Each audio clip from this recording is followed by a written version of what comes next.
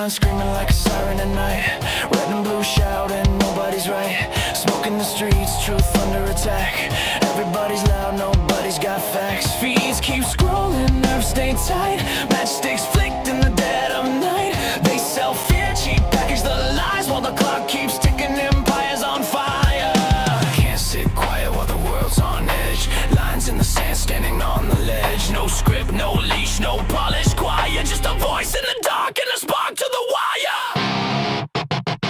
This is and I'll bring the fire.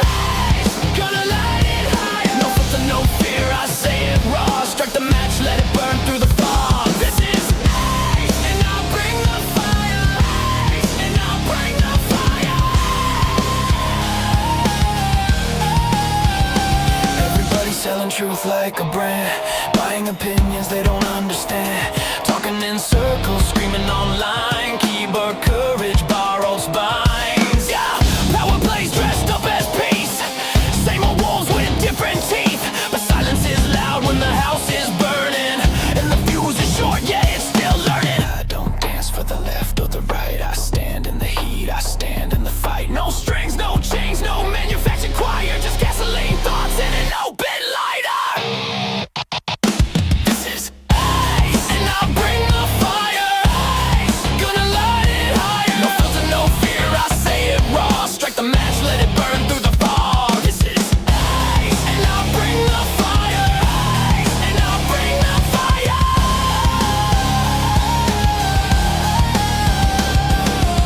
The world's on tilt, pressure climbing.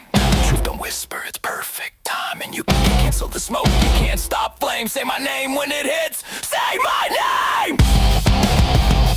Why? Say my name. Say my fire don't ask permission. Fire don't need a side. Fire just shows up honest and exposes the lie. This is and I'll bring the fire. Truth hits harder. Burn it down till what's real survives. No smoke, no mirrors, just heat and lies. And I'll bring the fire. And I'll bring the fire.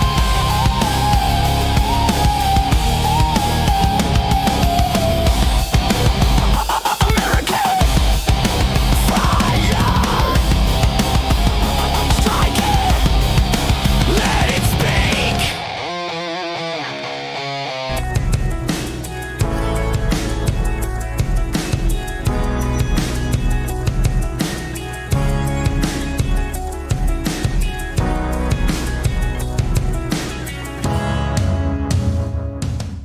What's up, everybody? Happy Tuesday. Welcome to American Fire. I'm Ace, and I got a lot for you today. Trump went crazy on Netanyahu, did he? Or what's the whole scoop on that? Can we trust it? Why could it make sense? Why might it not? We're going to break it down. And then Trump has commissioned Tulsi Gabbard's replacement as Bill Pulte, the guy in charge of housing and the FHA. What is going on here? What a wild day we got for you folks. There is so much to get through. Of course, I got plenty more as well, including the Grifta report. We got plenty going on with Candace in Russia. The Duganites all messing around. We got midterms updates. It keeps getting worse for Plattner, Tallarico, and the Democrats, while Republicans are starting to galvanize behind Trump. What's happening? Did his message get across? So we're going to talk about that as well. Lots of primaries going on today, including California. Got to be watching that one closely, especially the Spencer Pratt race, as you know, even if Hilton gets into the governorship for the general, I highly doubt he'll win, but you never know. There's always hope while hope exists. So, which hope always is existing. Hope is Jesus, baby. So speaking of that, welcome guys. Please hit that like, hit that subscribe. I'm excited to get into it today.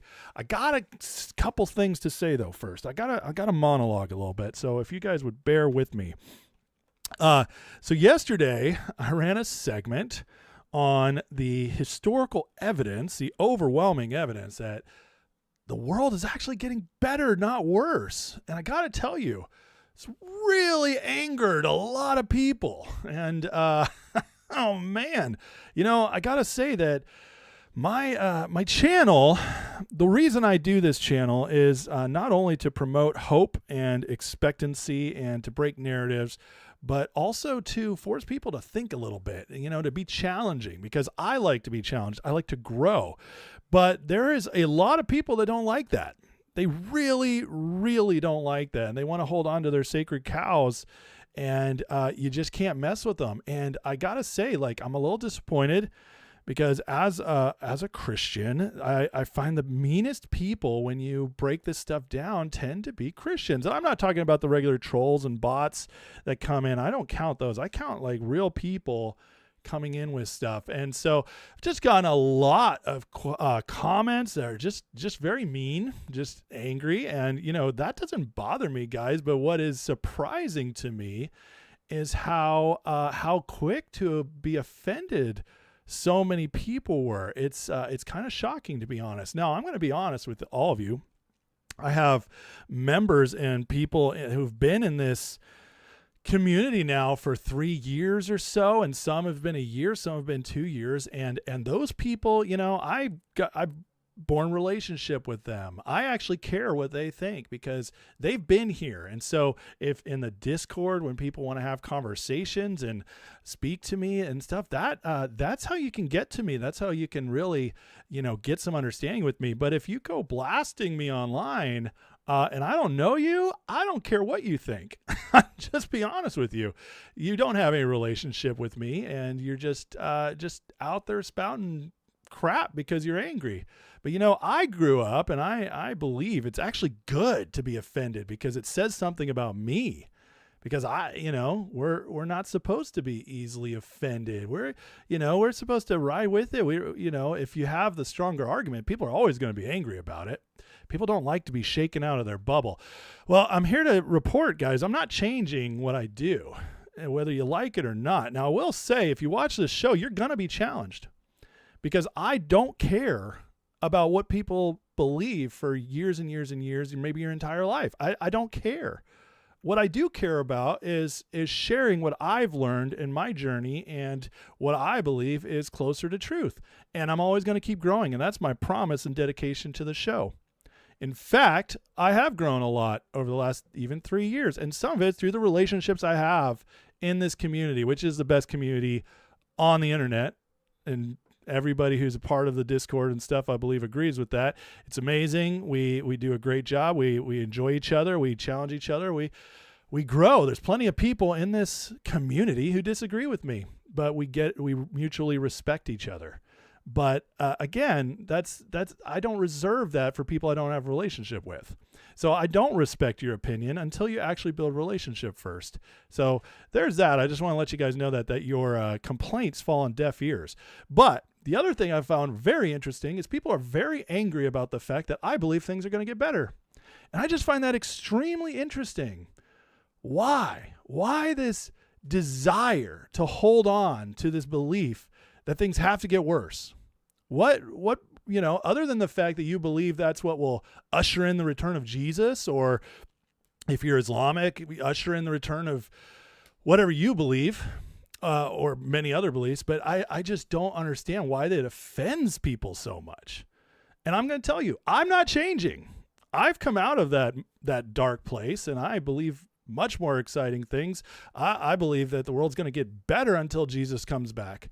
And I believe that we're going to go as far as we can go, which doesn't mean utopia, but it means we're going to get better and better. And I believe President Trump is doing that right now. In fact, I believe he's destroying the latest iteration, the attempt of the enemy and mankind's temptation to set up a one world government with a globalist system.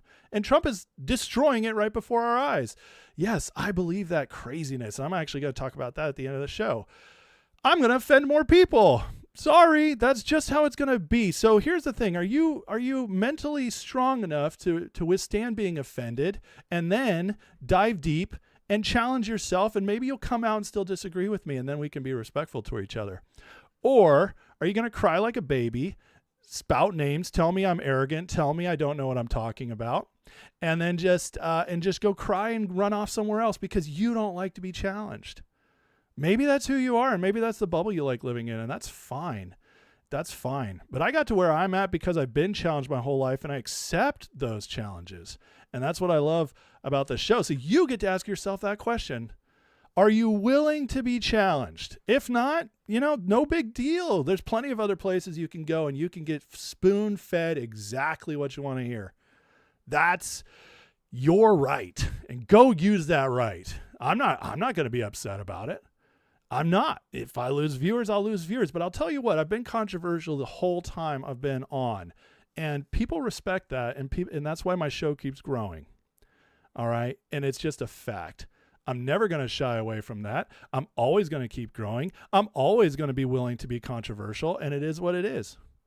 And I'm sorry if that erupts your sacred cow. I really am. For you, not for me. It doesn't affect me at all. But I'm sorry for you that you're not going to be mentally strong enough to withstand a challenge. Because if you have the better argument, you'll dig deep and you'll present it. And guess what? I'm always going to present back. And we can go back and forth, and then the better argument will stand. And you know what? My entire life, I have grown because of the better arguments. I have accepted the better arguments over time. I have changed many of my beliefs over the years because I grew more. And I really hope and pray that you do too. I think that would be great for you because it's great for me. And I really have grown a lot in the last few decades. I'm 42 years old. I'm going to grow a lot more. Guess what? I probably won't believe everything I believe now when I'm 55. That's just a fact. And if I do, well, I'm in too strong of a bubble. I really am. And so, but you know what? I'm not offended when people present different things to me. I'm not offended when people call me names. I laugh about it because I know when you're getting poked, I learned long enough ago that if I'm offended, that's my problem, not that person's. Something's wrong with me if I'm offended. It means I either A, don't believe what I believe enough, or B, I'm not confident enough in it to allow it to be spread. So, hey, that's just how it is. And so I am sorry for you if you're offended. I'm going to continue to do segments that will challenge you, and I will continue to challenge myself and those in the community, especially those who build relationship with me and my friends and family. They have permission to challenge me. They really do.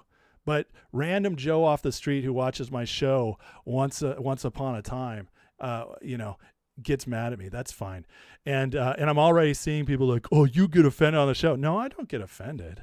I like to laugh at arguments. I like to break stuff down. For me, it's fun. I like to engage, but that's not offense. See, offense is when you pout and run away. That's offense.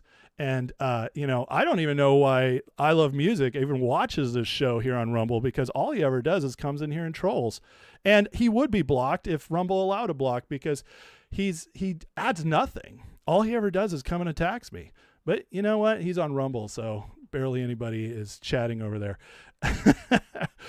But here on YouTube, we kick out the trolls because the trolls don't present anything. But you know what? There are literally dozens of people watching right now in this chat who disagree with me on stuff. And just like yesterday during my segment, I had lots of people disagreeing, and guess what? None of them got banned because they were all honorable and respectful in how they did it. And that is okay. I welcome that. I always do. And I had some good fun with it. I poked the bear back a little bit. We went back and forth and we had fun. Ultimately, I have the mic. This is my show, and that's how it works. But, you can have a say if I see it. You can have a say if you're respectful. But, other than that, we're going to take care of it. So listen, I make no apologies for believing the world's getting better. I make no apologies for believing Trump is doing amazing things and taking us into a golden age. I make no apologies for hating the globalist deep state City of London system. I make no apologies for doing my research and presenting things as I see them. I don't make any apologies for that. This is my place. I'm doing what I want to do. You guys can come or go as you please, and that's fine. But today, it's going to get a little controversial. Why? Because we're talking about Israel. Israel's always controversial, isn't it? So we're going to be talking about that. I'm going to be talking about this disruption of this globalist system, this one world government system right now that's happening right now with Trump.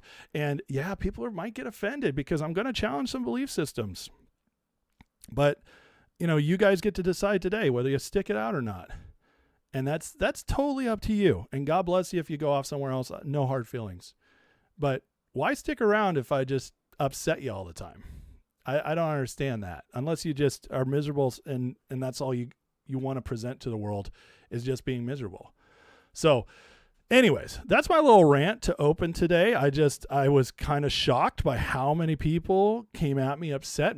By the way, 99% of those people that were upset by yesterday's a video I did or the segment I did on the world getting better, the history of the world improving, 99% of them were people I'd never heard from before.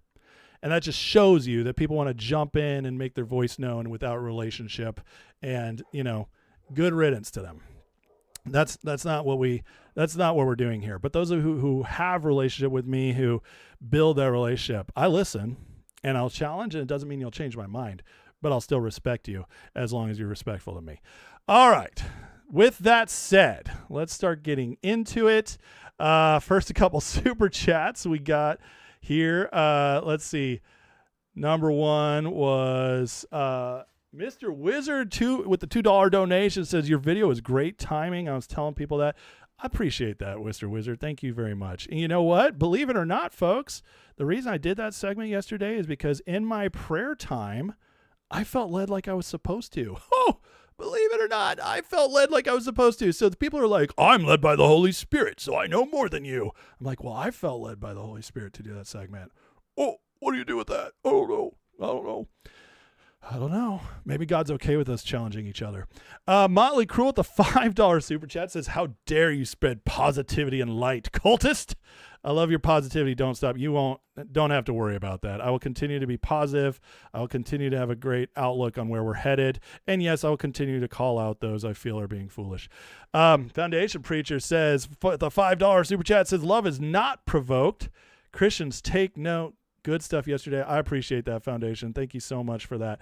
And Daniel Frame with the 10 American Fire gift memberships. Welcome to the membership, several of you that are now receiving your gift membership. You now have access to the members-only lives, which, hey, guess what? We might be doing one tonight for the primaries.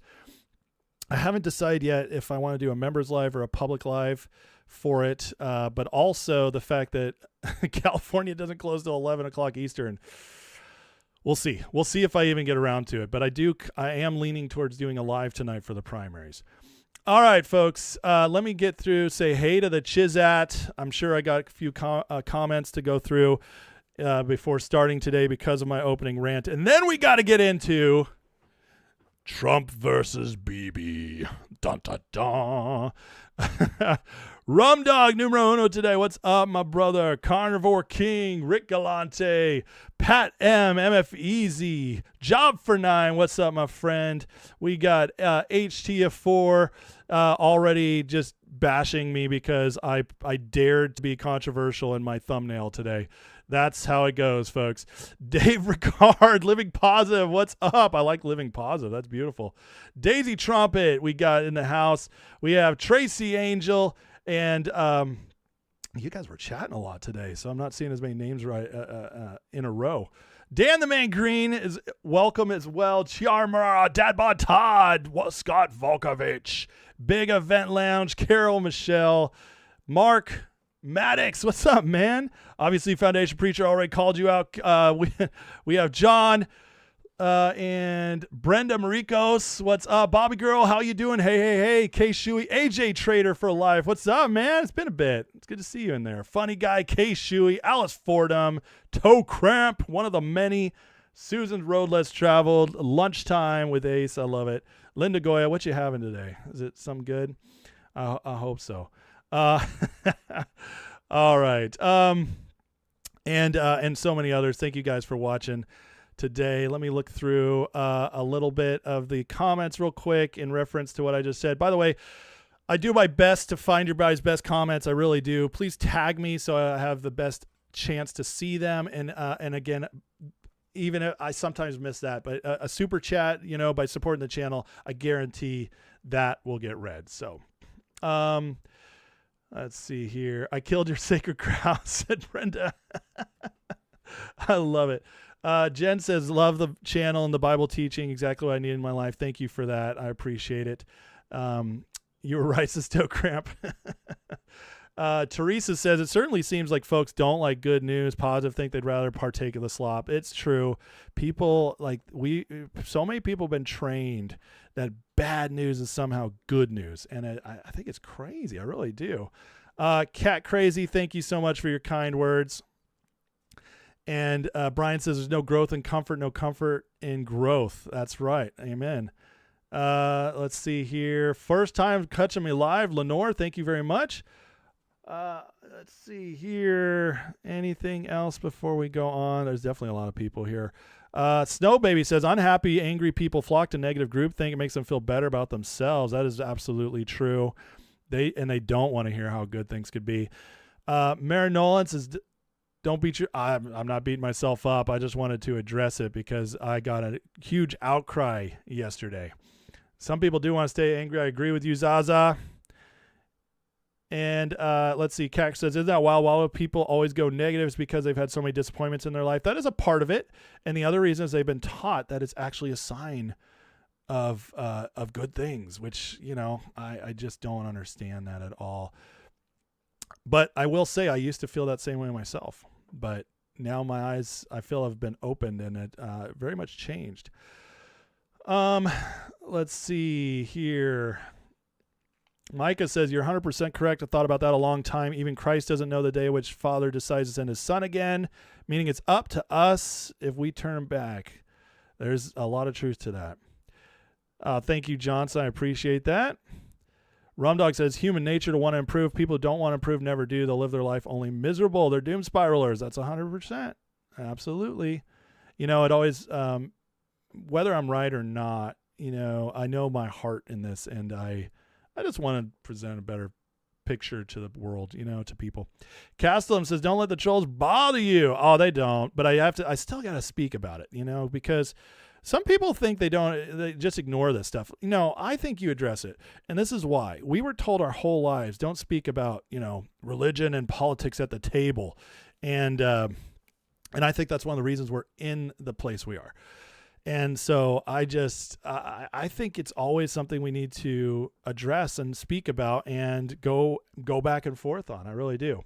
Mr. Wizard says, if a world leader improves anything, it's Antichrist. That is a great comment. So true. Yeah. Anybody who's popular is all of a sudden the Antichrist.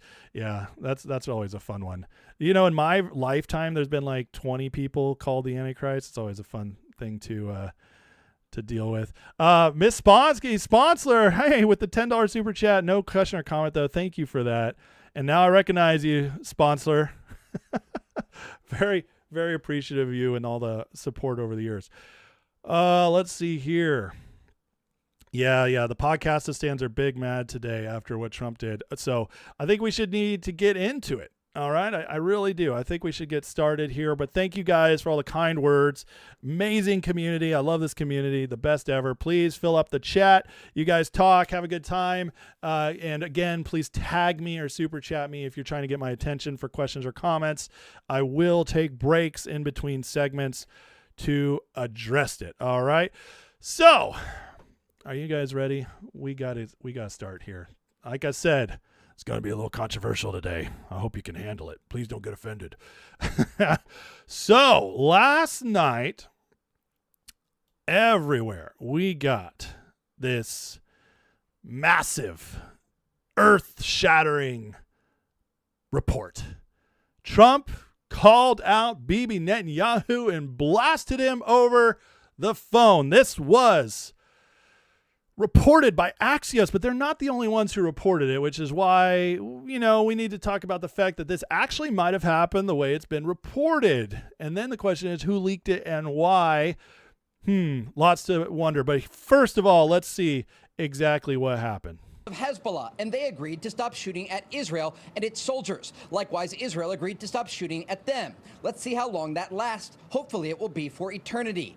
Axios reports the call between Trump and Netanyahu was tense. This is a piece of the outlet posting yesterday, quote, summarizing Trump's remarks to Netanyahu. The U.S. official said, "You're effing crazy. You'd be in prison if it weren't for me. I'm saving your A. Everybody hates you now. Everybody hates Israel because of this." A second source briefed on the call said Trump was, quote, pissed, and at one point yelled at Netanyahu, "What the F are you doing?" Now, at this moment, Israeli troops remain in southern Lebanon. Overnight, there were a few sirens across northern Israel from Hezbollah rocket and drone attacks, as well as a small number of Israeli strikes in Lebanon. Civilians in the Lebanese capital of Beirut are breathing a sigh of relief following evacuation orders that were issued by the Israeli military on Monday. We were certainly happy about U.S. President Trump's intervention. We were glad that a ceasefire was reached and that people got some relief from the displacement, suffering, and difficult conditions they have been living through.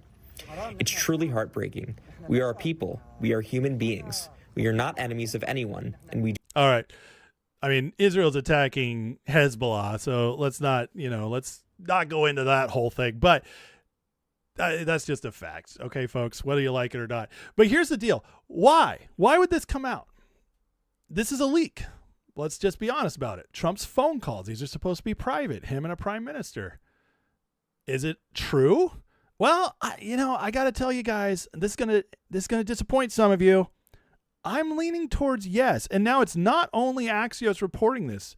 Okay, and that's why. If it was only Axios, I'd say probably fake news. But let me tell you a couple of reasons why I think this actually happened. Number one, Trump's done this before. If you don't remember, last summer, Trump on the lawn walking away, asked about Bibi, Israel, and Iran, said nobody knows what the F they're doing for the whole world to hear. And when I said that, a little spittle came out. That's gross, but at least nobody's in front of me. But yes, this has happened before. Trump has used this language before in regards to Israel doing stuff they don't want done. The next thing is that Fox News reported it. Now, Fox News is not 100% right on anything, but Fox News is smart in one aspect, other than a couple of the good people they have on. But I just mean their news reporting division is smart in one aspect. When they report on Trump and the administration, they do their due diligence. I can't think of one time in recent memory, the last few years, where Fox News reported on Trump, something like this, and it was proven wrong. Not once. Now, that, whatever you think of Fox News, that's besides the point. I don't even watch Fox News, but Fox News corroborate it, and I believe that's important. And also the Trump administration hasn't brought the tone down. No, I actually think Trump allowed this to be leaked, might have even leaked it himself, in order to accomplish a couple things. Number one, again, proving Israel doesn't own me. Israel doesn't control this situation. Israel is not in charge here. This accomplishes that. It does it well, actually, because again, it's we're watching a show. There are many things behind the scenes we don't know is happening. For all I know, the conversation went very well, and then Trump is like, "Tell them I said this." That's very possible. There are psyops on both sides, folks. White psyops, black psyops. They happen on both sides.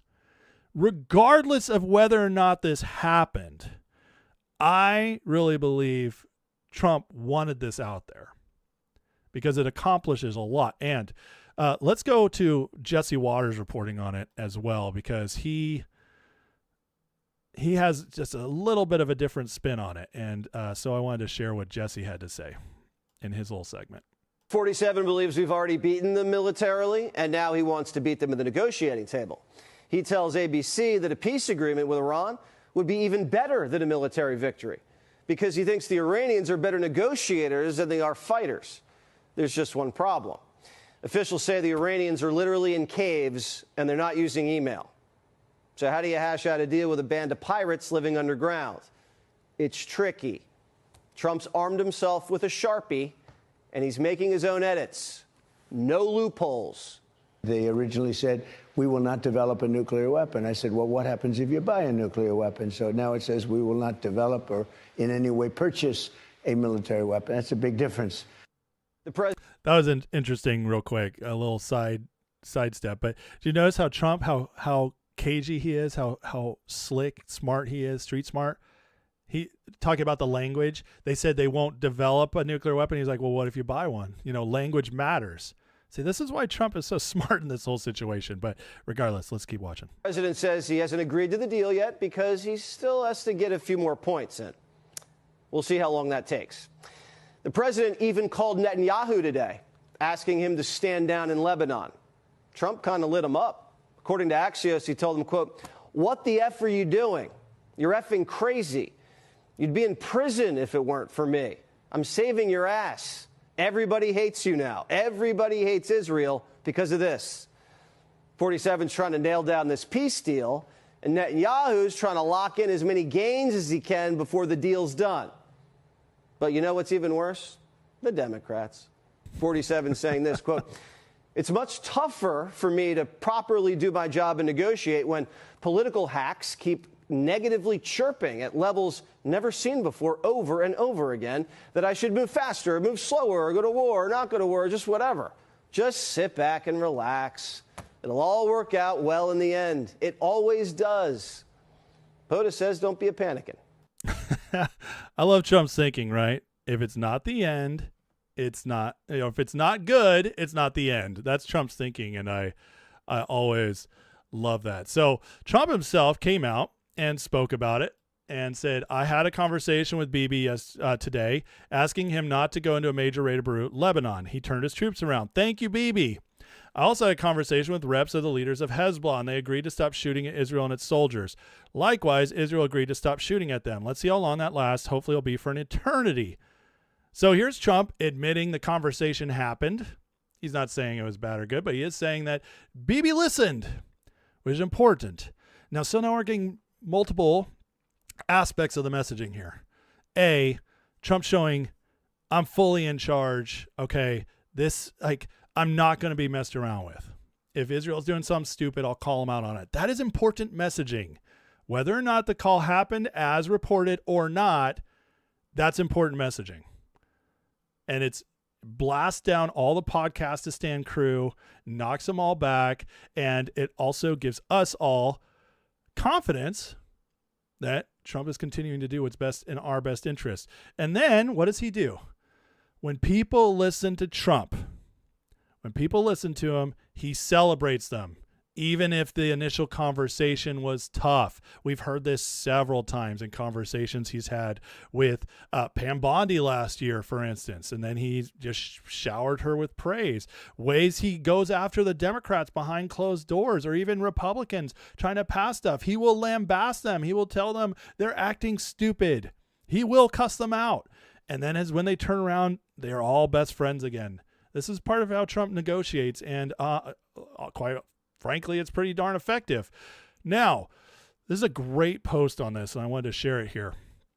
We're being shown, so are others, and I tend to agree with this conclusion. It says, Israel moves towards a major Beirut escalation.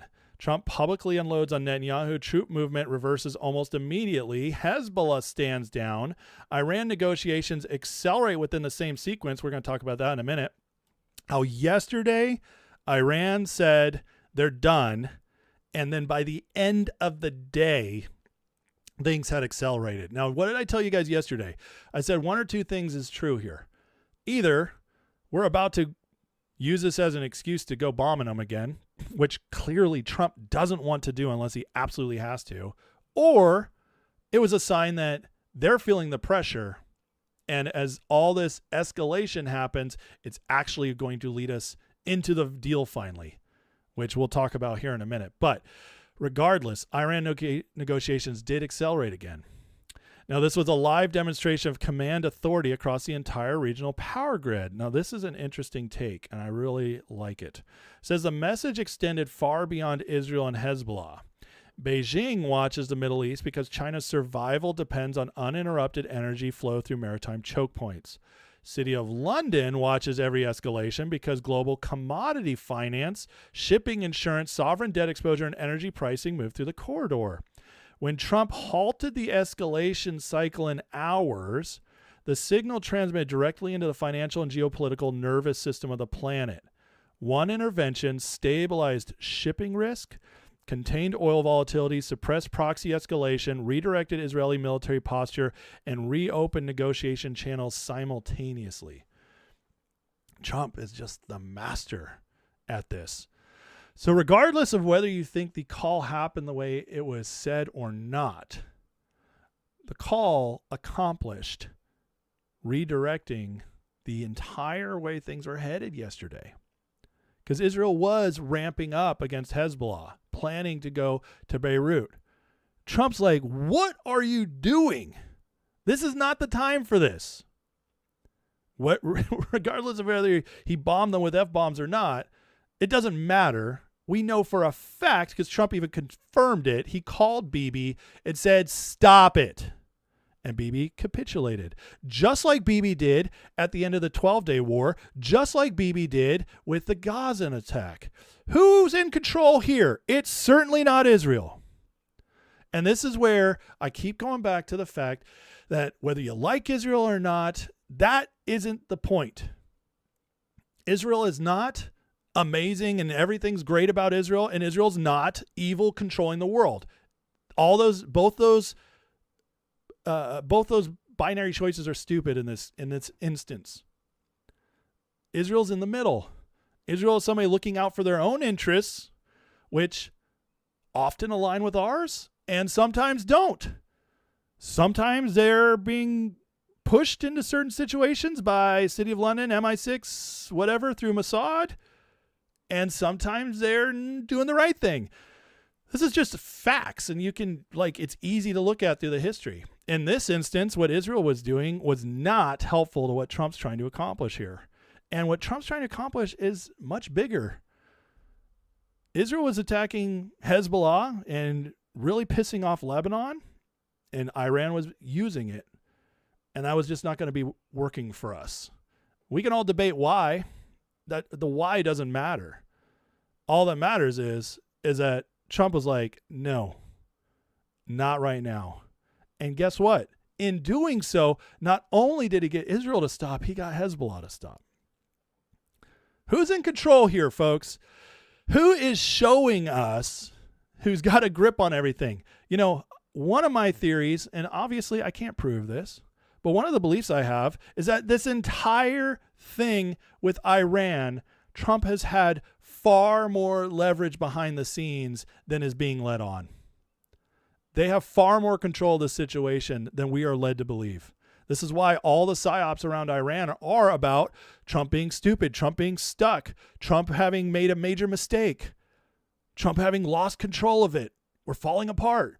That's why every psyop is the antithesis of what is probably actually going on. And Trump just gave us a big tell. Just by one phone call, everything shifted globally. That's kind of power that no one else has ever really had in our modern day. One intervention, stabilized risk, shipping risk, contained oil volatility, suppressed proxy escalation, redirected military posture, and reopened negotiation channels. Amazing. Every intelligence service, central bank, military planner, and transnational financial structure understood the implication immediately. The U.S. demonstrated it still holds escalation dominance over the most strategically important corridor on Earth. You know what we've never had before, guys? We've never had that control over the Middle East before. That was always the place that pulled us in, that messed around with us, that got us messed with our oil prices. We used to go begging to OPEC, please, OPEC, please put more oil out there. We need you. Obama begged OPEC. Bush begged OPEC. Biden. I mean, it was pathetic. Meanwhile, we have more oil than anywhere else. But the liberals, the environmentalists are shutting down all our refineries, so we can't just refine all of our own oil into gas here and have very cheap prices. Yeah, that's not allowed. Thanks, liberals. Thanks, environmentalists. Thanks, climate scam. All a globalist scam, by the way. City of London scam. Davos. That didn't come from Russia or China. They fought back. We capitulated. Trump's changing all that. All of that right now. It's happening. In the Middle East, who's the daddy now? Just like with NATO, when the NATO guy called Trump daddy. Oh, he lived that one up for quite a while. Well, now Middle East is doing the same thing. One phone call. You know what power that is? That phone call used to be made by City of London behind the scenes. Calling the IRGC, calling Iran, calling Ayatollah. You know, destabilize. It's time. You know, let's mess with oil prices. They're losing all that power. I'm starting to think more and more that this deal back and forth, it's almost like maybe Trump's pushing it out on purpose. For some reason we can't fathom, we don't understand, because it looks bad for the midterms. But Trump's the ultimate showman. Will he pull this off on July 4th? Just like he did last year with the one big beautiful bill? I don't know. But again, we cannot deny everything that just happened because of one phone call. That is flexing. And that was a major flex to all of us, because yesterday morning, everybody was reporting that Iran has ceased to negotiate. They're completely pulling out. We got this push that the president resigned, which did end up being fake news. But regardless, everything was falling apart yesterday. And now, one phone call later, everything's back on track. And Trump reported this last night. Talks are continuing at a rapid pace. He didn't even wait till the night, actually. It was in the afternoon. With the Islamic Republic of Iran continuing at a rapid pace. Interesting. Now, Rubio is in a hearing today and is giving us some insight into what's going on. Let's listen to Rubio. To stop. But part of that agreement was that they would reopen the straits. They did not, at which point the president decided, and I think appropriately, we can't have a world in which only Iranian ships get through the straits. And so if they're going to shut down the straits for everybody, we're going to shut down the straits for them. And we have done that through a very effective blockade and, by the way, through the seizure of sanctioned ships in the Indo-Pacific as well. The cost to Iran every single day in lost revenue is in the hundreds of millions of dollars that they are losing in lost revenue that they're not generating as a result of that. Now, we are in talks, and I say talks because talks with Iran are not like talks with Switzerland, okay? They're very different. They require the use of intermediaries, unfortunately.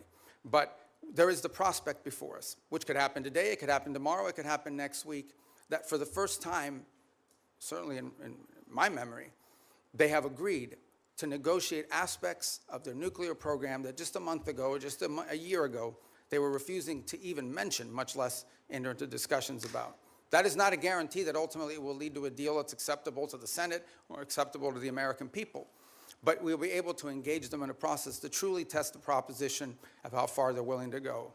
Complicating that process, unfortunately, is their internal regime is somewhat fractured in the sense of it takes days to get responses from their system. We can go into more depth in your follow-up questions. But we're hopeful that something like that could happen.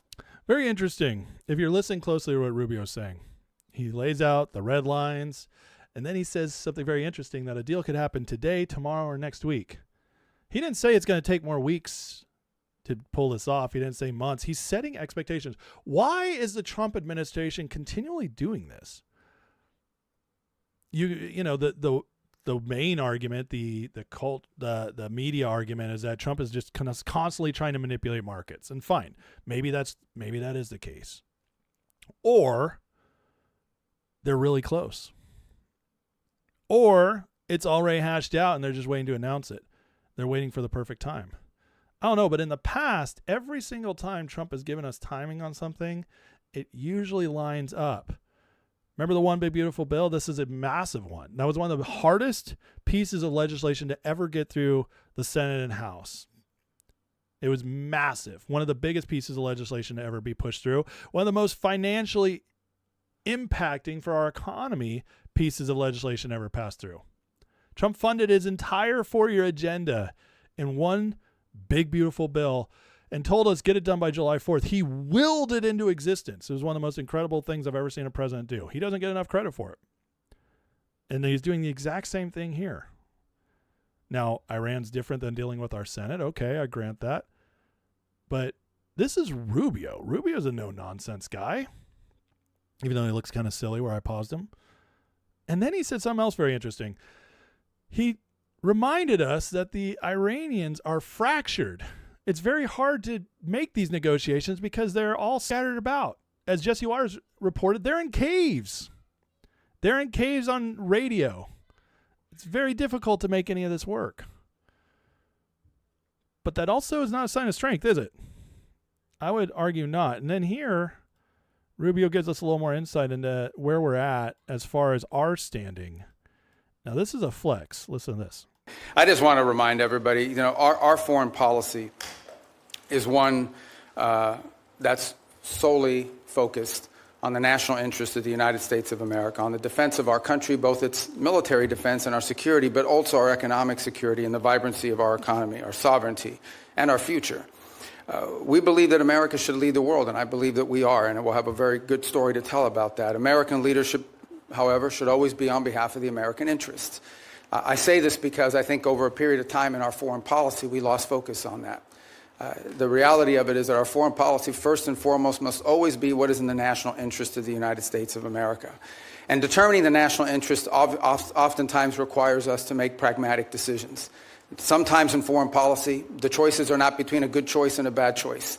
It's between two less than ideal choices, and you're trying to figure out which one of these two choices is the one that is best for the United States and least harmful to our interests. And that plays out every single day. That said, we remain the world's sole global superpower, the most powerful country on earth. We have the largest economy. We have the most formidable and powerful military ever known to man, by the way. Our dollar remains the reserve currency of the world. Our language is used extensively throughout the world to transact all sorts of business and many of our engagements. But all of this means very little if that power is not used to protect the people who built it, the people. Boom. Great stuff. We're the world's only superpower, greatest economy in the world, greatest military ever. This is what they're thinking every single time they go to negotiate. This is what Trump is thinking, Rubio's thinking, Hegseth's thinking, everybody regards to how we're negotiating, how we're controlling our military, how we're positioning ourselves. Always, there's nobody who can touch us. Hey, Senate, remind that. Hey, media, reminder of that. Don't forget, nobody can touch us. This is, this is what we need to remember. It's flexing, absolutely flexing. Now, with all this going on, the White House is dropping stuff like this. It will work out well in the end. It always does. So the negative chirpers. This is just so funny. Shh.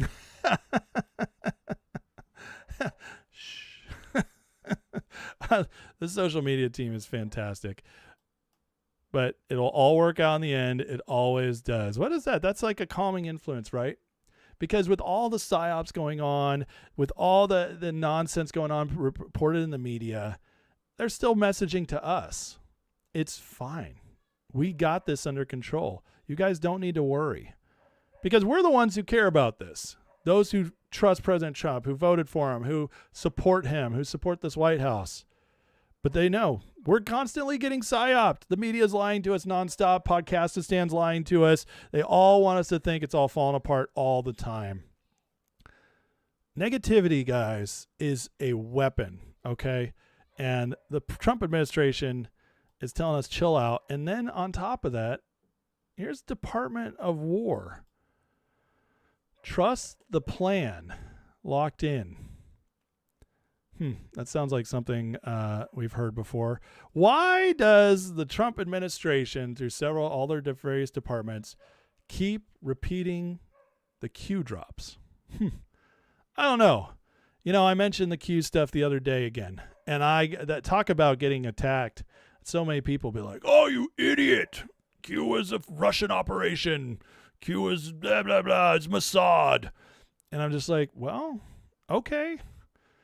But one way or the other, the Trump administration, whether they had anything to do with it or not in the first term, They sure seem to use that language a lot to let us know they're on track. You guys do with that what you will. Regardless, I believe we're closer than ever. And at the same time, with what just happened with Trump and Bibi, I think this is escalating so that we can pull off this deal. And in all of this, nobody can say anymore that Israel's the reason we did, or Israel is what's stuck in it, because Trump proved yet again he's not controlled by Israel. And that, my friends, is very important for moving forward. All right. Thank you, guys.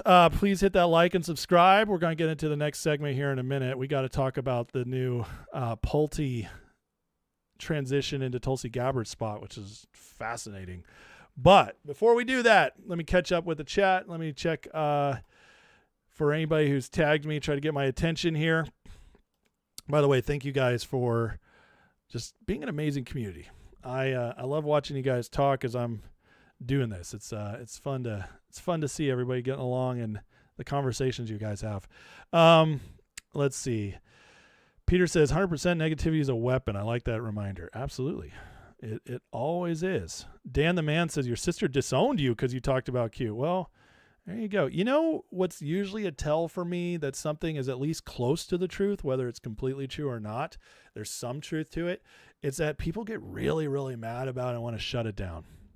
That's almost always a tell, you know, because when people just want to shut something down, it's usually dangerous. Now, there's obviously examples that go against that, but for the most part, it's almost always true.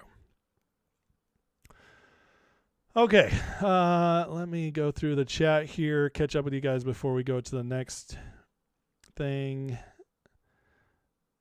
Trump told citizens of Iran, hold on, help's on the way. I don't think Trump's forgotten that promise either, friend. I really don't. Trump's many issues with Bibi and Israel are a matter of public record. They are. And, you know, I saw somebody say that they don't think that Trump would speak to Bibi that way. You know, I beg to differ. It's because we've actually seen it happen on public television before, where Trump told Bibi that he doesn't know what the F he's doing. So, you know, I disagree.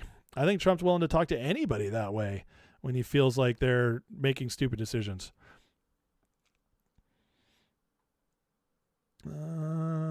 Let's see.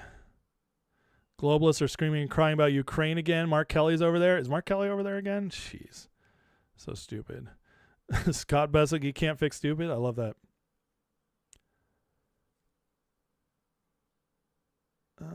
All right. Well, nobody tagged me on anything, so I guess you guys are happy. Let's see.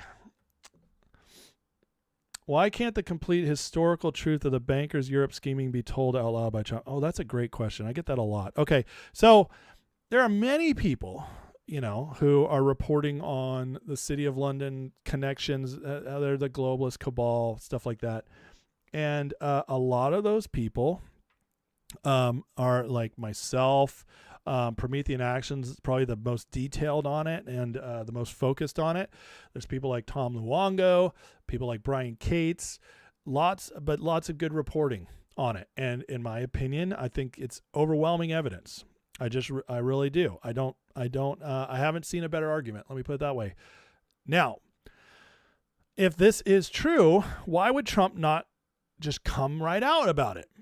Well, I think there's a couple reasons. It sounds crazy. It sounds crazy to the 80 to 90% of Americans who have no idea what he'd be talking about.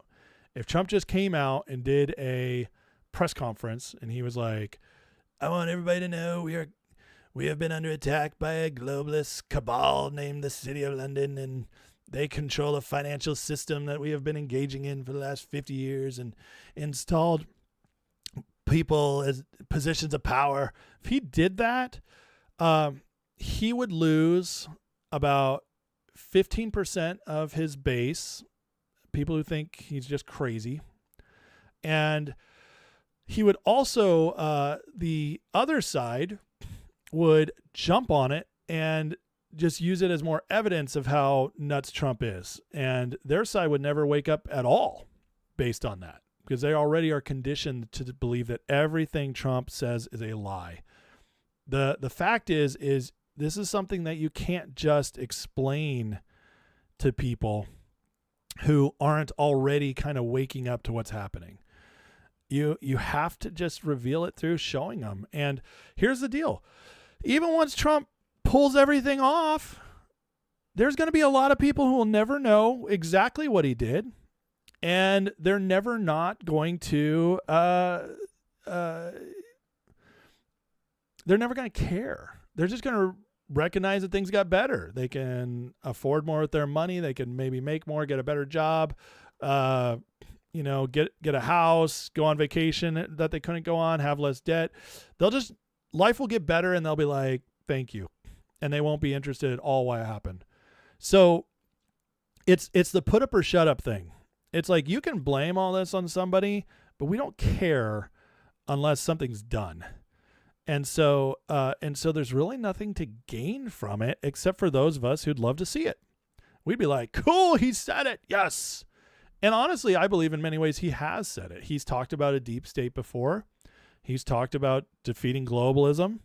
And to me, those are all tells. And then his actions prove it. He goes off, he's goes over to Europe, tells them globalism has failed. It's over. He's, there's just all kinds of examples. Hold on. I gotta pull something up here, because somebody has no idea what they're talking about, and I gotta just show them, because it's funny. It's funny to me.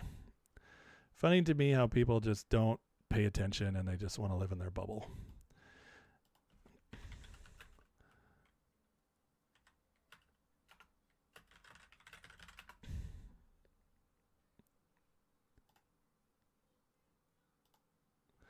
All right. So somebody just mentioned, Shot of Turin, that Trump has never said the F word to Bibi, would never talk to a leader like that because he's friends with him. He would never talk to somebody like that. He's just too nice. Well, here's Trump last year when asked about Iran and Israel.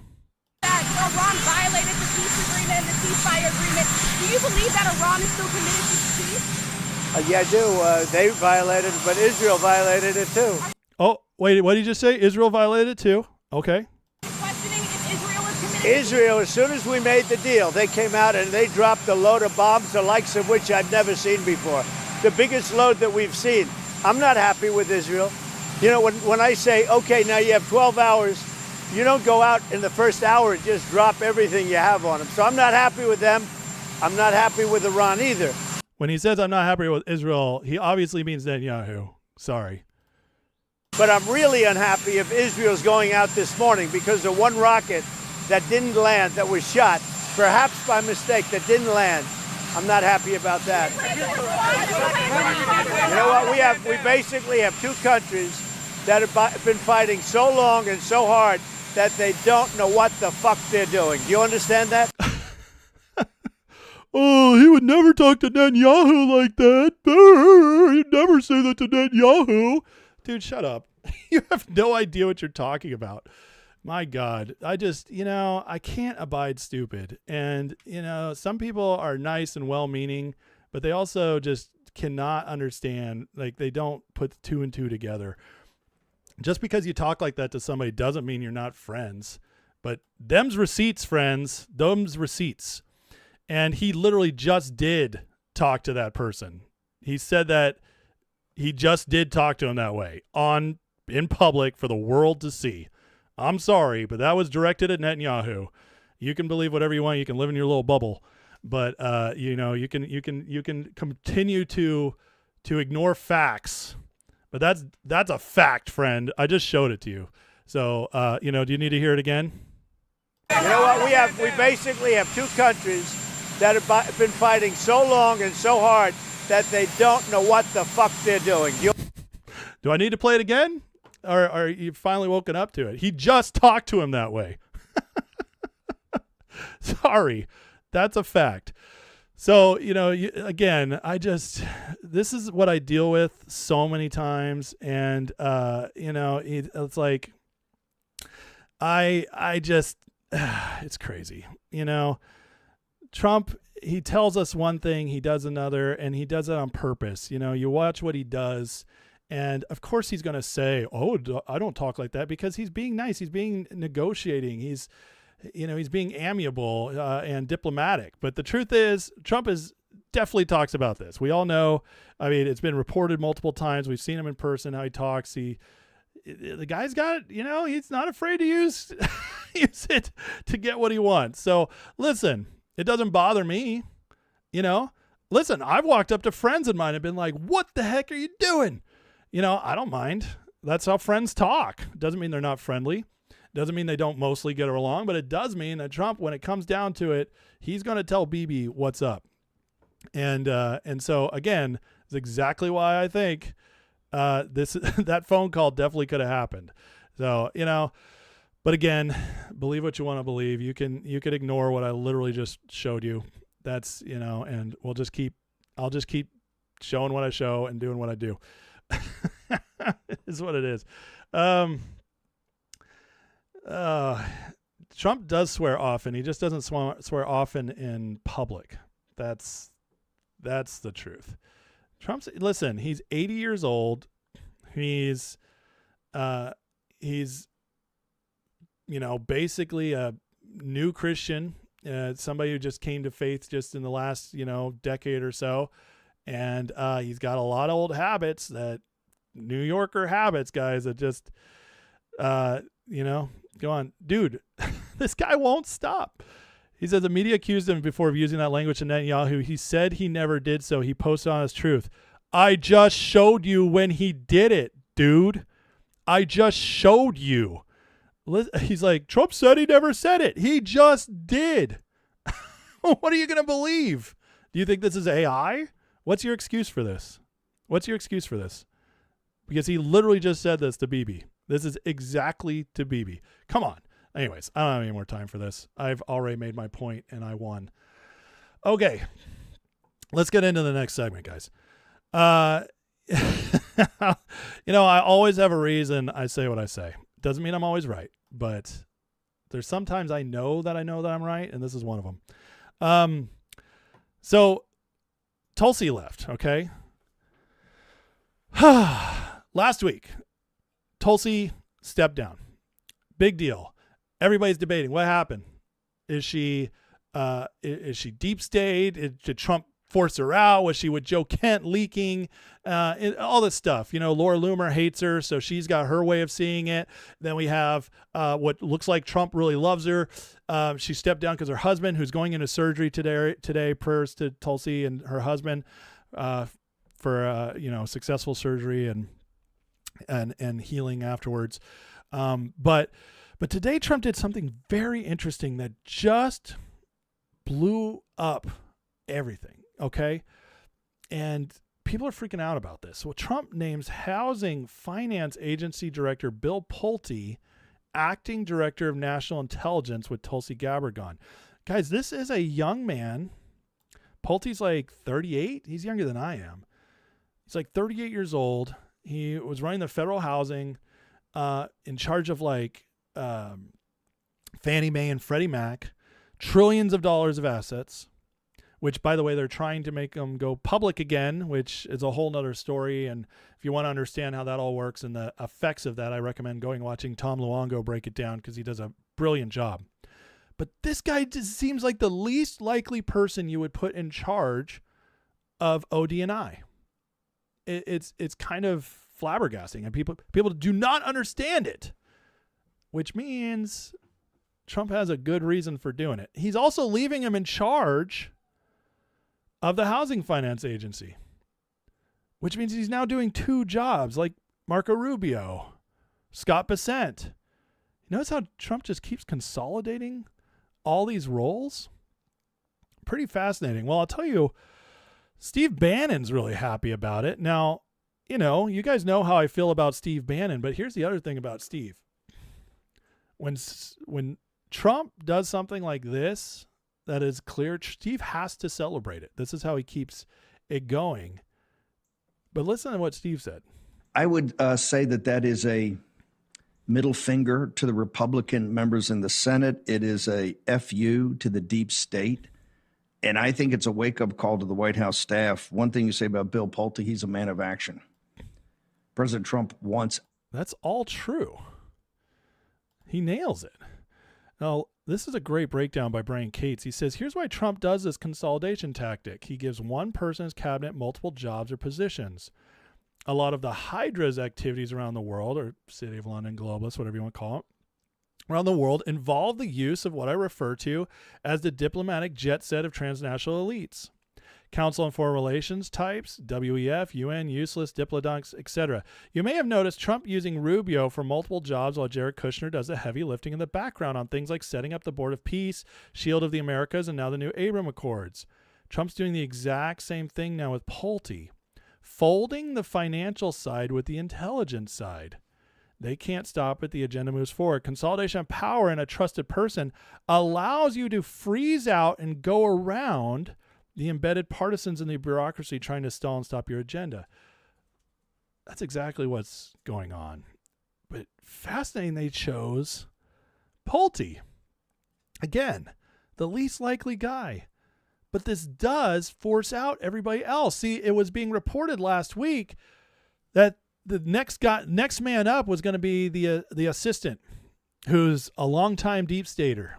He's been in the bureaucracy for a long time. Trump just pushed that out. And Pulte, who has no background for this, he puts in charge. But Pulte is loyal. And again, the biggest threats to the cabal are often those who they attack the most. Well, Pulte went through a major attack last year where they tried to phase him out. It's fascinating to me how Trump pulls this off. Now, this is a great breakdown. Why purposely create the confusion? This Trump appointment has thrown D.C. and the entire media into confusion. Absolutely factual.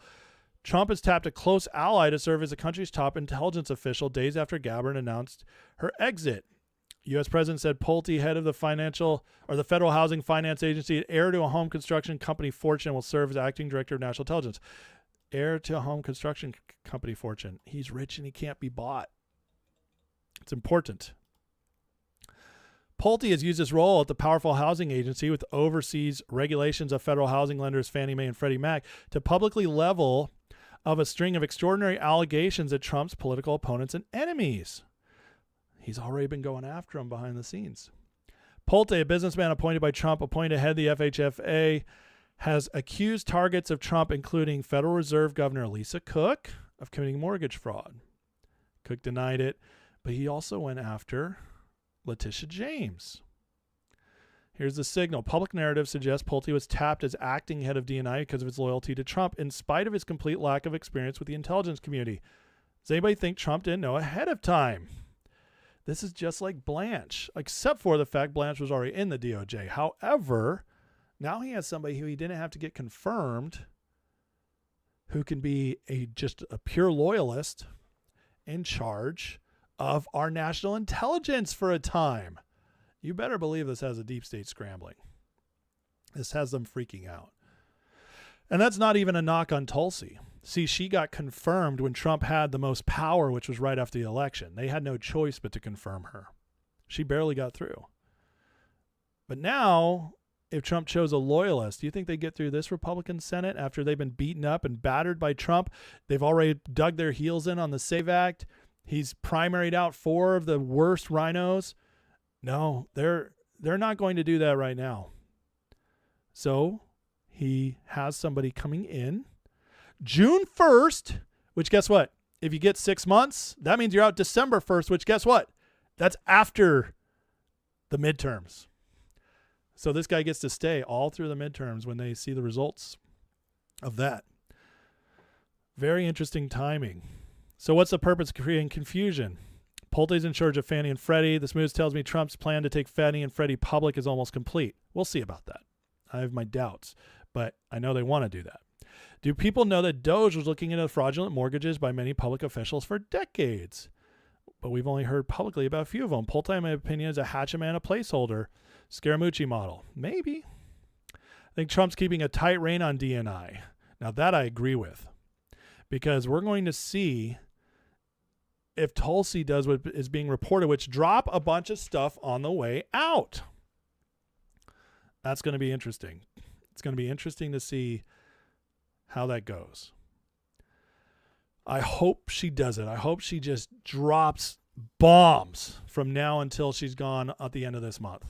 That could really stir things up heading into the July 4th 250th celebration. And Pulte will be there to take the slings and arrows. Is he a sacrificial pawn? Maybe. This guy believes Trump's already picked Tulsi's replacement. And no, the only way he can get him confirmed by the Senate is if Congress is demanding Pulte be replaced. Now, that might be true. Except for this is also an opportunity to get a lot done before you have to put somebody else in who maybe can pass. So there's two ways of looking at this. I'm not sure. I'm not staking my claim on either one because that would be pointless. The Trump administration, Trump himself, has proven so many times to be a master at negotiating these things. He's the ultimate chess master, right? And if I'm Trump, I have multiple options. I leave myself multiple options. That's the great deal making. So that's what I believe Trump's actually doing. But he's got a yes man. So everybody calling for his replacement. We're going to start seeing that with Blanche. Unless Blanche does so much, it's overwhelming that he has to stay, which I think Blanche might pull off. But this might force the Senate to move quickly. We'll see.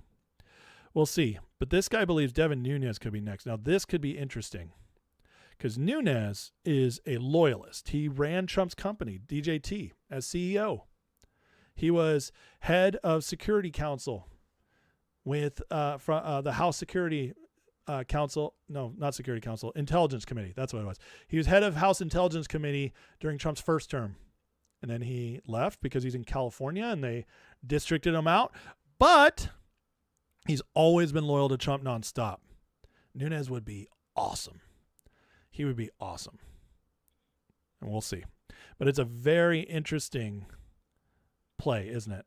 And you can see how by appointing Pulte, it's creating all these narratives, all these ideas of what could come. But the one thing you can say definitely must be happening because of this is Trump has just opened up a whole box of options for himself by appointing Pulte. Because it just doesn't make sense, right? Well, it makes sense to Trump, and that's all that matters. But we'll wait and see how that goes. But I can tell you this. I think Trump, heading into the midterms, is clearly realigning his administration for the next push. This started with Todd Blanche coming in for Bondi. It came next with Mark Wayne Mullen coming in for Kristi Noem. He's been much tougher so far in DHS. And now we got ODNI, which is an extremely important position. We're talking this person has more power or is supposed to have more power than the CIA. And they oversee the NSA. I mean, go down the list. Massive power. It just hasn't been used with that power structure for so long. CIA was kind of running most of it. One of the pushes against Tulsi was she was pulling that power back. And now you put this guy in, this young guy with no intelligence background. It's very interesting. Very interesting. But it's pretty clear to me there's a lot of strategy going on here, to use an old Bush term, colloquialism, strategy. You know, we got to use a strategy to get into Iraq and Afghanistan. Sorry for all those that caused PTSD flashbacks, George Bush. But as this is ramping up, I mean, we see the same going on in DHS. There's more proof of this. We've seen it already with Kash Patel, Blanche, the arrests that have been coming up, the SPLC, the uncovering, Blanche putting his foot down, saying like, we're going after these things. It's ramping up on the justice side. And then we got what's going on in DHS. Well, we just had these riots in New Jersey. And with the riots in New Jersey, here's Mark Wayne Mullen talking about what they just dealt with and how they ended it. Individuals that came in from Portland not from New Jersey, came from Portland to lead. We've seen that they've been well supplied. We've seen Antifa flags being flown. And once the state police came out, and which, by the way, awesome group of guys, they understand crowd control very well. And they started pushing the individuals back after they warned them, started making arrests. You saw that the situation quickly got under control. And for us, when we first started calling, they were simply saying they didn't have the resources. And it's interesting to me that they finally found the resources and started clearing their streets. We can control our building. We can provide security for our own building. But if the city and state streets, that is their job to do. However, we will do it if we have to protect our employees. Shut it down quick and mention that these rioters were from Oregon. Again, it's the whole Antifa thing. But this was, believe it or not, this is the Trump administration showing this Antifa stuff isn't going anywhere this time. The fact that they were able to get the local police to intervene, that's power they didn't have in the first term. And this time, these guys aren't getting away with it either. DOJ just charged one of them, Nicholas Matthew Scelfo, with threatening to murder ICE agent and his family here in Newark. He now faces up to 10 years in prison. Remember in 2020, these guys would just get away with it, no charges, just be released, no cash bail. Happened over and over and over again. Not anymore. These guys are going to face prison. This is going to make everybody think twice, 3 times before they accept that Soros check and go out rioting. So this is awesome. This is a different administration this time, guys. Per DOJ, he admitted he's the one on video and saw it circling in the media in the hours leading up to his arrest. He'll appear today in front of federal magistrate judge in Newark. Serious federal penalty, influencing, impeding, or retaliating against a federal officer by threatening or injuring a family member. So we'll have to watch and see how this goes, but this just did not happen 6 years ago. So again, the signs are all there. Things are ramping up. Trump is repositioning his administration for a push. And with the 250th coming, the midterms right around the corner, Trump knowing he's got to get accountability done, we're seeing domestically, while everybody's saying, Iran, that's all Trump's focused on. Well, we're actually seeing domestically he's got his guys doing all kinds of stuff here. And so it just leads me to believe that this month leading up to the 4th is going to get really saucy. If Tulsi drops what we think she could be dropping, and now with the Pulte thing there, I just think Trump, man, he always keeps us on our toes, but there's a reason for that. Because if we're on our toes, the media's on their toes, City of London's on its toes, Democrats are on their toes, and he's keeping everything fractious, which is the perfect time to strike. So we'll see how it plays out. But I, for one, am really, really excited and interested to see where this goes. All right, guys, please hit that like and subscribe if you don't mind. We're going to go into the latest on the midterms next, which is very interesting. But yes, this is going to be a red hot summer, as Kev just said. I completely agree with you. Let's see here. Starchild says, whistleblowers from Biden's and Obama's intel agencies are coming forth saying the whole laptop 51 intel letter had all the earmarkings of a deep state propaganda op CIA does. Really? I haven't seen that. I would love to see that. Dave says, I hope Trump's right on Pulte. From what I know, I don't like him. Interesting. Well, I'll tell you this. If he's a bad guy, well, this is how Trump outs him, because now he's putting him in front of everybody in a position he's not qualified to handle. So maybe if Trump knows he's a fool, maybe if Trump knows he is somebody who can't handle this, will fall apart, then that would absolutely play into the idea that he botches it and then he can appoint someone else more easily as calls for Pulte to resign come forth. That's possible. And we'll see. What I'll say is I don't know. The Pulte thing is so out of left field. I honestly don't have a full read on it because I was shocked. Pulte's like one of the last people I would have expected to get ODNI even temporarily. It's very, very interesting. Cat Crazy says, believes the last 2 years of Trump's term will be the most effectual. I think it could be too. Or definitely building up to the midterms could be one of the most effective 6 months to make the case of why we need the last 2 years. So that's what we're going to find out. That's what we're going to see. Did anyone see John Solomon's report on the 51 intel letter of Russia and disinfo? I feel like the 51, wasn't that old? I remember when the 51 guys signed off on that. That was old, wasn't it? Or is that a new one? I don't know. Let's see.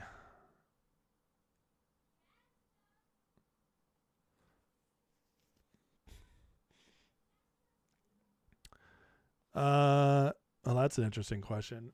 Farah, do I think the war of Ezekiel refers to future events or past? I think Ezekiel was all covered in the Old Testament. That's what I think. Just off the top of my head. It's been a while since I studied Ezekiel. There might be one or two things I think is for the future, but I think all of it was.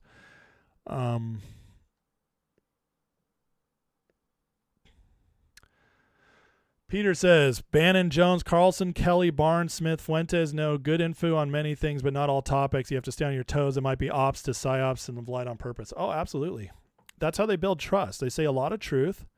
They shroud their lies in truth. So they say a lot of truth, so you start trusting them, and then they seed lies in there, so you actually believe the lies too, because you're like, well, everything else is true. Well, this has got to be true as well. That's how they lie. That's how the devil lies too. That's how he lied to Jesus in Matthew 4. He covers his lies in Scripture.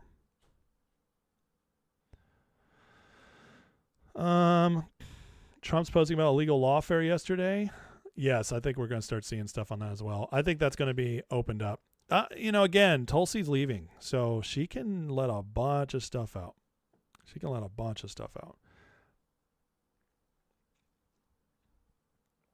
New report. All right, I'll have to look at that later. How are the grifters doing in Russia? Oh, we're going to talk about it. Just get ready. One Repub says the elections are rigged and this is martial law. So you think we're in martial law right now? Maybe, but I don't know. We'll see. Oh, the whistleblower is coming forward to testify is new. Okay, interesting. Hunter Biden's coming out saying my whole life was taken from me with my laptop. Well, I would hope so. So Mehmet Oz just announced GLP-1s are going to be $50 a month through Trump RX Medicare. So now Trump got rid of fat people. I could tell you that GLP-1s have all kinds of weird side effects for a lot of people, but they're also very effective for others. So yeah, it's kind of like weighing the cost benefits. If you're extremely obese, it's probably better to take a GLP-1 than it is not to, just to lose that weight, and then you can deal with the other health issues later. But if you're just a little bit overweight, just eat better and exercise. Don't take a GLP-1. But yeah, overall, obesity is a big deal in our country. And I don't think GLP-1s are necessarily a miracle drug, but they can be helpful for some. But again, as long as, did you know what the Biden administration was trying to get done with GLP-1s, and this would have happened if Kamala became president? They were having it get approved by Medicare and Medicaid for to be dosed to even children, and they were going to approve it at $1,300 a pill. $1,300 a pill, GLP-1s. That's what the Biden administration was trying to do. That racket would have cost, RFK talked about this, it would have cost them like $2 trillion over the course of like 5 years.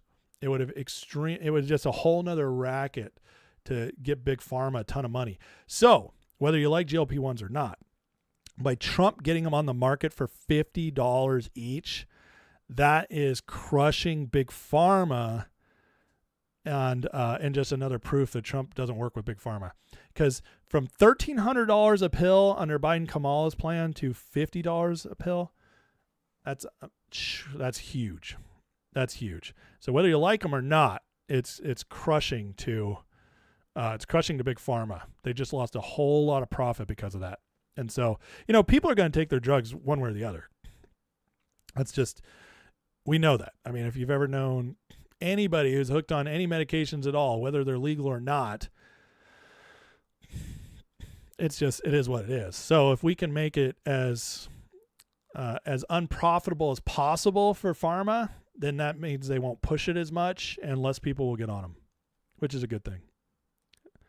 So, and that's how the Trump administration loves to do stuff that they love to get to they love to get to the solutions we want, but in ways we don't expect. So a lot of people will be like, just ban them. They should be banned.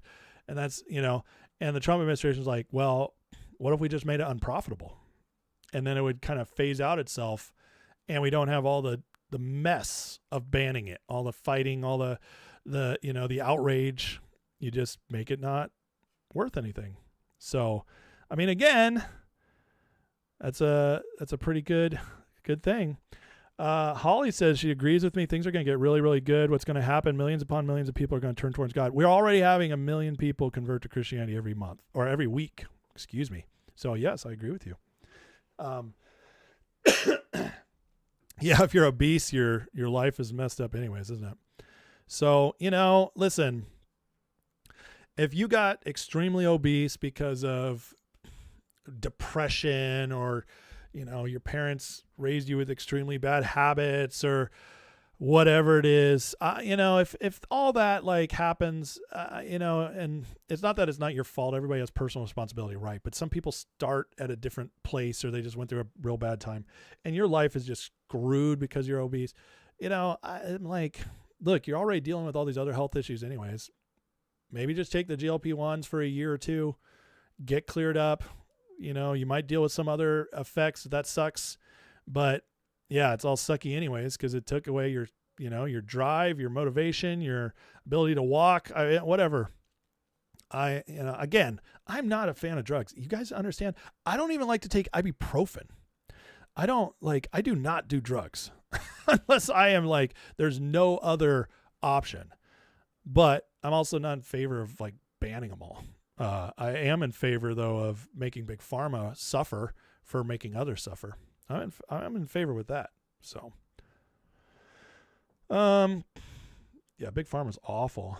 One of the many says that was just the biggest one. There's also 100 more drugs on TRX as well. I know, it's pretty amazing what they're doing with the Trump RX. It's so amazing that even the hardcore liberal Mark Cuban is singing Trump's praises over it. There you go. Which, kudos to Mark Cuban for not towing the line and actually saying hey, this is great for America. I'm all for it.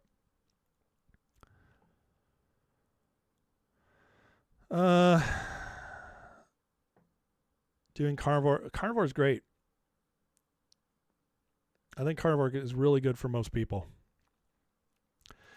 I do think that staying on it for your entire life, pure carnivore, never having any other carbs or even fruit and stuff that's natural food. I think that's kind of crazy, but I do think for a while it could be very good for you.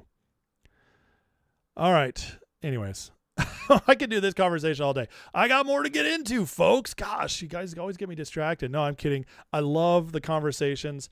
I love how we can just go all over the place. And that's what the members' lives are really for, guys. If you love this kind of stuff where we can just go anywhere, the members' lives are kind of member led. I always have something I want to share, but if the members want to do something else, we always follow the members. And so if you want to get into those lives, which guys, again, members lives this week, starting back up, I think the official first regular members live is going to start tomorrow. I might do a special one tonight for the primaries, but I also might go public. I'm debating. But the membership is about to get a lot better now that my health is getting back into. I'm 95% better. Let me put it that way. And I was sick for over 2 weeks, dude. It's crazy, and just not fun. But now my energy's come back, so the membership's about to get a lot better. Okay, let's get into this. We are watching the Democrats start to eat their own and fall apart before the midterms. This Graham Plattner he's like the Democrat IQ test. Put your foot in the water. Is it too hot, too cold? It is the dividing line for Democrats right now, because it's getting so bad that many Democrats are starting to turn on him as well. And this could, if they let this guy go through, this could become such a national scandal and get so much worse for them that it could pull the Democrats down for the midterms, while MAGA is already rising. And I say MAGA because we take over the Republican Party. It's us driving the car now. So yes, Republicans, but it's MAGA. We are winning. Trump is winning. We got momentum back, baby. And while we're doing this, the Democrats are imploding. Graham Plattner has now admitted to buying cocaine and drugs while on military leave. My friends, that is a crime. Here's Plattner admitting on Reddit post taking cocaine, and he highly recommended it. This is back in February 2020. This dummy it opens up and admits it on Reddit. We have right here, took 2 months of terminal, most of it combat issue. So I was making a pretty penny doing just about nothing. In other words, he was just collecting government dollars for sitting around because of his injury or sickness. Then he went backpacking through Europe on your tax dollars, folks, while he's in the military. On the government dime, walked the Camino de Santiago, did some drugs, and had a blast partying up in hostels across the continent. Then went home and went to college. I highly recommend it. No regrets. When asked about the cocaine street value, I always wonder what street you're buying your cocaine on, because it's not the street I'm buying my cocaine on. Interesting. Thanks, Graham, for admitting you just vacationed across Europe while doing hard drugs on our dime. That, my friends, may be a felony. It's definitely against the code of the military, the legal code of the military. So this moron is now busted for cheating on his wife on apps that are known for grooming children and sharing child pornography. He's got a Nazi tattoo, and now this. Oh, and yeah, the word is it's going to just keep getting worse. This is the main candidate for Senate. And this is wild. This is wild. It's getting so bad that they're starting to turn on him. Here is on MS Now. By the way, the ladies of The View have already turned on him. And here's on MS Now. The Democrats are freaking out about this guy. And I love the panic. The problem is his judgment, which he clearly has been lacking in as an adult. It's one thing to have foolish, youthful indiscretions, but I'm sorry, you cannot get past. It is not a Nazi-style tattoo. It is the tattoo of concentration camp guards. It is the very worst tattoo you can get if you are getting anything Nazi, and that's a pretty high bar there. So this has been a slow motion train wreck ever since that tattoo and knowledge of it hit the world, and it's only going to get worse. These texts, there are multiple women. Are all those women going to keep their mouths shut from now until Election Day? What do you think, Lauren? The problem. When you know MS Now is falling apart, it's not looking good, folks. So here we are watching Democrats in real time just freaking out. I love it so much. It's getting so much worse for them. And not only is Plattner just being exposed as this total scumbag, as the Babylon Bee reports here, nation shocked as candidate with Nazi tattoo turns out to be total scumbag. The Babylon Bee for the win again. This, but this is who the Democrats are, man. They don't even care. You know, the smart ones do, which isn't that many of them.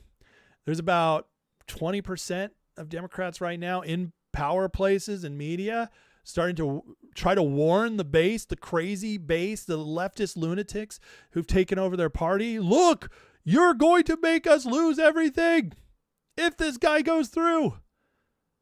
And yet the base is like, cool, we don't care. Kyle Kalinske on his show the other day just basically said he doesn't care if this guy murdered people, raped pillaged, whatever, because he's just going to help stop MAGA. That's the base. They're insane. But it's good for us. Let's keep reporting what this guy is, because there's a bunch of people in the mushy middle who were maybe leaning Democrat this time to stick it to Trump, who are going to see this guy and be like, oh, no. And if Plattner doesn't send them packing, if he doesn't convince them to vote Republican, well, Tallarico just might. Tallarico in Texas, you know, the guy, God's non-binary, there's 6 genders, I love trans kids, with the fake girlfriend, and selling the gay porn in his church. Yeah, that guy. Well, now it's coming out that he made a lot of unwelcome advances on many staffers. Say James Tallarico's campaign is not denying he's pursued inappropriate relationships with staffers. Additionally, Tallarico's campaign didn't answer whether this was the only romantic relationship the candidate has with a staffer. This story is getting out there. And both these two candidates, they really thought they were going to have the Senate this year, guys. They thought the House was a given coming into the year, and they thought the Senate was within reach. But now the House, the redistricting has really, really started to hurt them with the House. They're like, well, maybe we could still hold on to it. The Senate is falling apart right before their eyes. And it's beautiful to watch. I love watching Democrats collapse. It's just one of my favorite things in the whole world. And here's the story being reported on Tallarico for some more, but faces questions about relation with former staff for the abortion lobbyist. Yeah, what a great guy. This great Christian pastor hooking up with abortion lobbyists, selling gay porn in his church, basically rewriting the Bible for whatever. This is really going to flow in Texas, isn't it? I mean, how stupid can you be? If I was a Democrat consultant and they were like, hey, who should we run in Texas? I come up with this guy, I should be fired on the spot. Oh yeah, he's also a vegan who somehow says he loves barbecue. I just, what the heck, man? These people are crazy. They're absolutely crazy. Now, Seth Keshel is reporting, looking ahead, that, yeah, Democrats are really starting to lose some momentum. In fact, look at the mail-in voting in California. In 2022, when Democrats barely lost the House, mind you, 54% where their mail-in votes were for Democrats out of 3 million.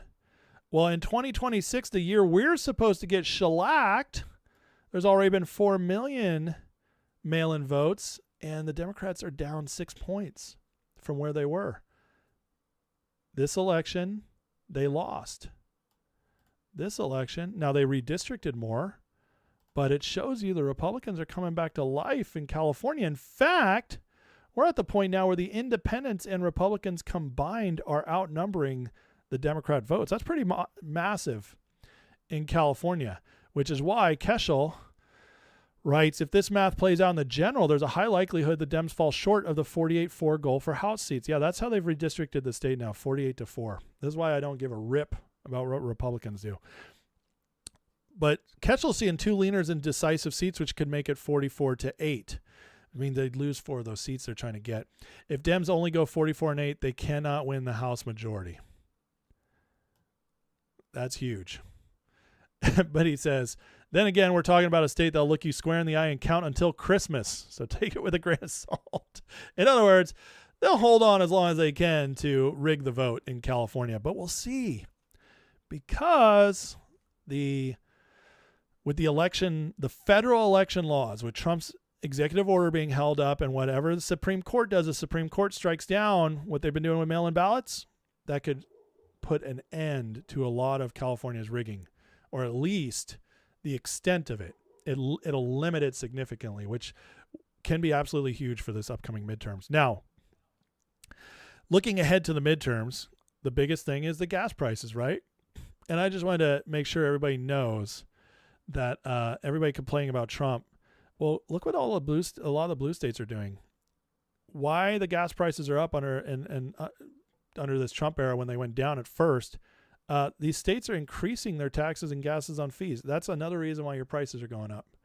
So again, it's important to understand the psyop going on even goes to your wallet. They want to make Trump look worse, so they raised taxes and fees when it got lower, and now it looks even higher when it goes back up. Why aren't all the people obsessed with price of gas talking about this? Because it's a midterm year, and they want Trump to look really, really bad. But again, this will start fixing itself, because the other thing is that, when you make things look as bad as possible and then they start getting better, people accept a little relief, and they're happy about that over massive relief because they're just relieved to have anything. So it could end up biting them, especially if Iran gets fixed up. And then we're starting to see one of the narratives they're going to run on. Trump's going to start pushing out there and reminding everybody, and that is this. The analysis of the past tax filing ceiling confirms POTUS's working families tax cuts delivered the largest share of tax relief to millions of low and middle income Americans, providing for their families working overtime, living on fixed incomes, running small businesses. 93% of people paid less taxes this year in America. 93%. So much for the billionaires only being the ones getting the tax cuts. 93% is massive. This is, you push this, you get gas prices down, which will impact food prices, and then you throw in the redistricting and how crazy the Democrats are. We're definitely heading to a place, guys, where it could look good for the Republicans heading in, and Trump could pull off the miracle. Tonight, we're going to be watching California. Now, a lot of California won't be decided tonight because of how they count, because they're always rigging it. So don't expect to see, if it's close, say if Hilton is within a couple points of Becerra or Steyer, if it's close, don't be surprised if they push it out and don't call it tonight. I'm just preparing you guys, because they are terrified in California that one of the Republicans could actually win if they get to the general. And it's because of these trends right here.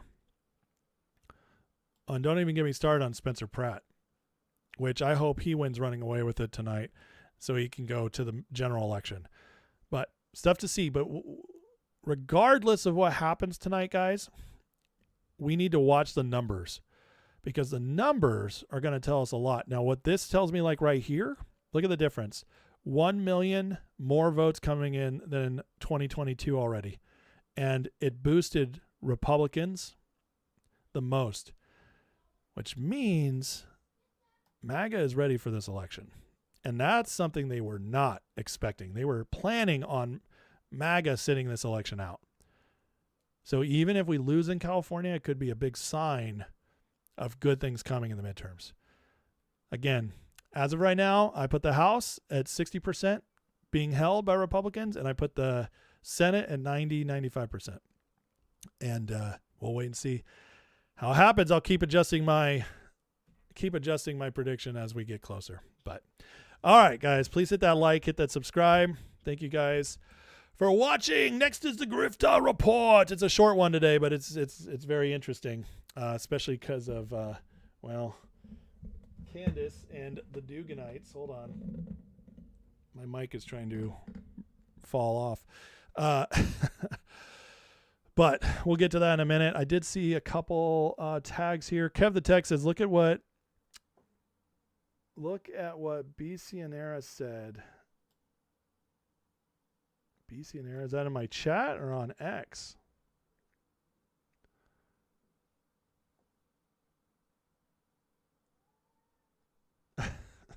I mean, I don't even know what to say. All right. Rumdog says, I finally got a political survey phone call yesterday. They asked me where I got my news. I told them I'm America Fire with it. No way. You told them that? That's awesome. Well, thank you for that. That's amazing. They were probably like, oh, God, there's the independent news people. Terrible. That's scary stuff. If I show up in a poll, that would be crazy. They'll probably just put me in the other section, but that is hilarious. Thank you for doing that. That's super funny. I love it. Let's see here. Tofu. Who's eating tofu? Oh, soy's terrible for you. Ugh. When you look at Tellurico, do you see Texas? Yeah, no. I don't think anybody does. That's the thing. It's like I don't know if you guys know, Texans are interesting, okay? Texans are, most Democrats in Texas are still pretty conservative in general. They're not hardcore crazy leftists. So, I mean, there are some of those in Austin and in Houston especially, but in the middle areas of Texas, man, they are moderate. They're super moderate. Just like a lot of Democrats in the South are, because a lot of Democrats in the South, they vote Republican now, but they don't want to change their registration because it's like their family was Democrat and they were, JFK voters and stuff like that. So, let's see. The world blaming Trump for everything turned you into conservative 3 voting cycles ago. I love that. That's great. Okay, let's see here. Hilton isn't a politician. He loved U.S. so much he became a naturalized citizen. I got to say, I hear a lot of stuff on Hilton. I don't know what to believe. I just know Trump endorsed him. And so that means Trump sees him as the one place that, the one guy who could win. And that's, again, sometimes the win, it's not about perfection. It's about moving forward. And do not let the perfection be the enemy of progress. And too many people do. And those people we call libertarians. Libertarians always perfect. It's perfect or nothing. And then they just get 1% of the vote. So not a good way to do it.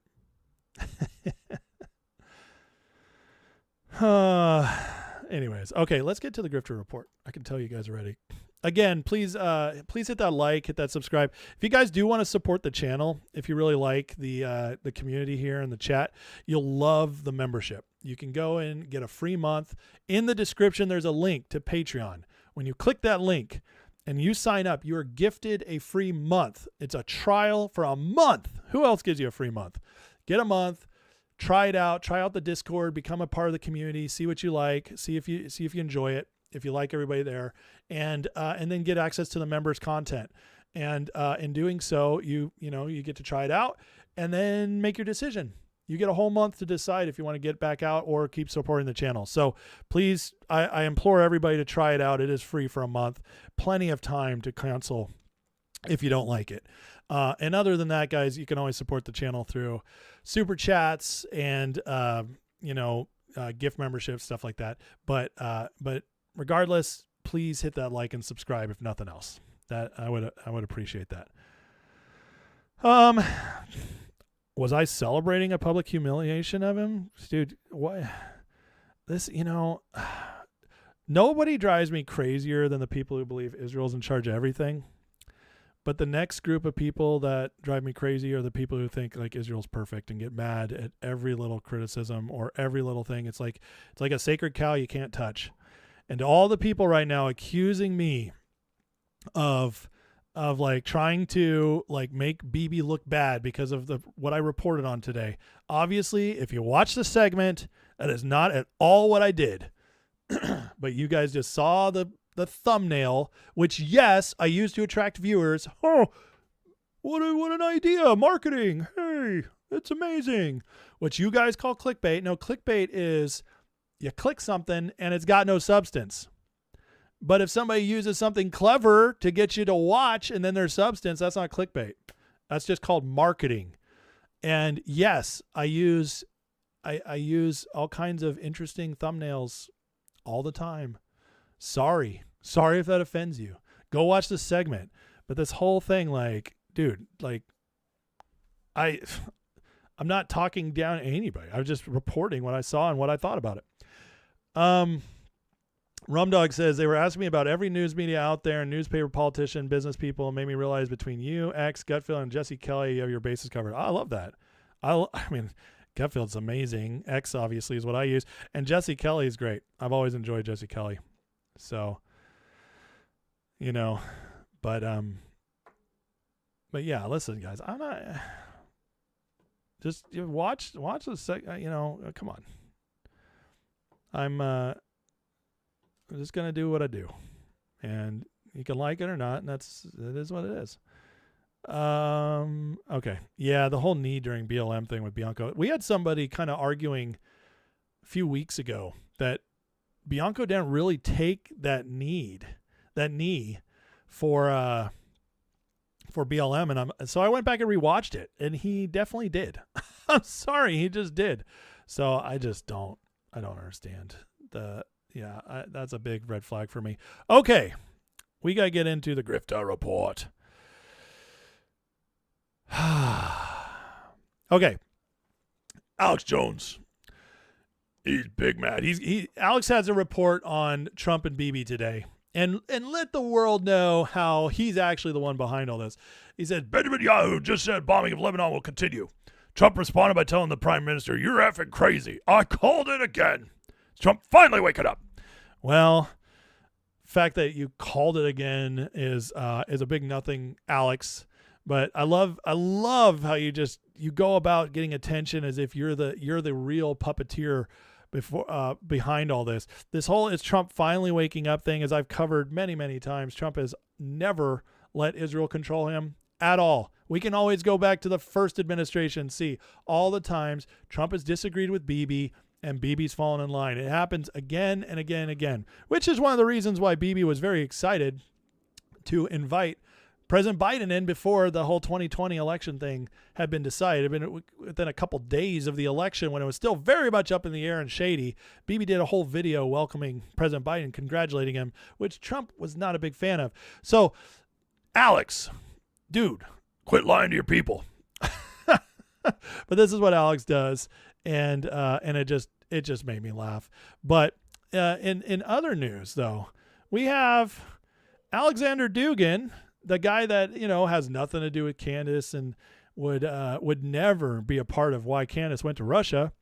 Well, he's now retweeting Candace in Russia with pictures and saying the downfall of the West is no longer a prediction. It's accomplished fact. All that remains is to finalize it. Well, thank you for that, Alexander. Meanwhile, reposting Candace in Russia, just so they're big happy about this.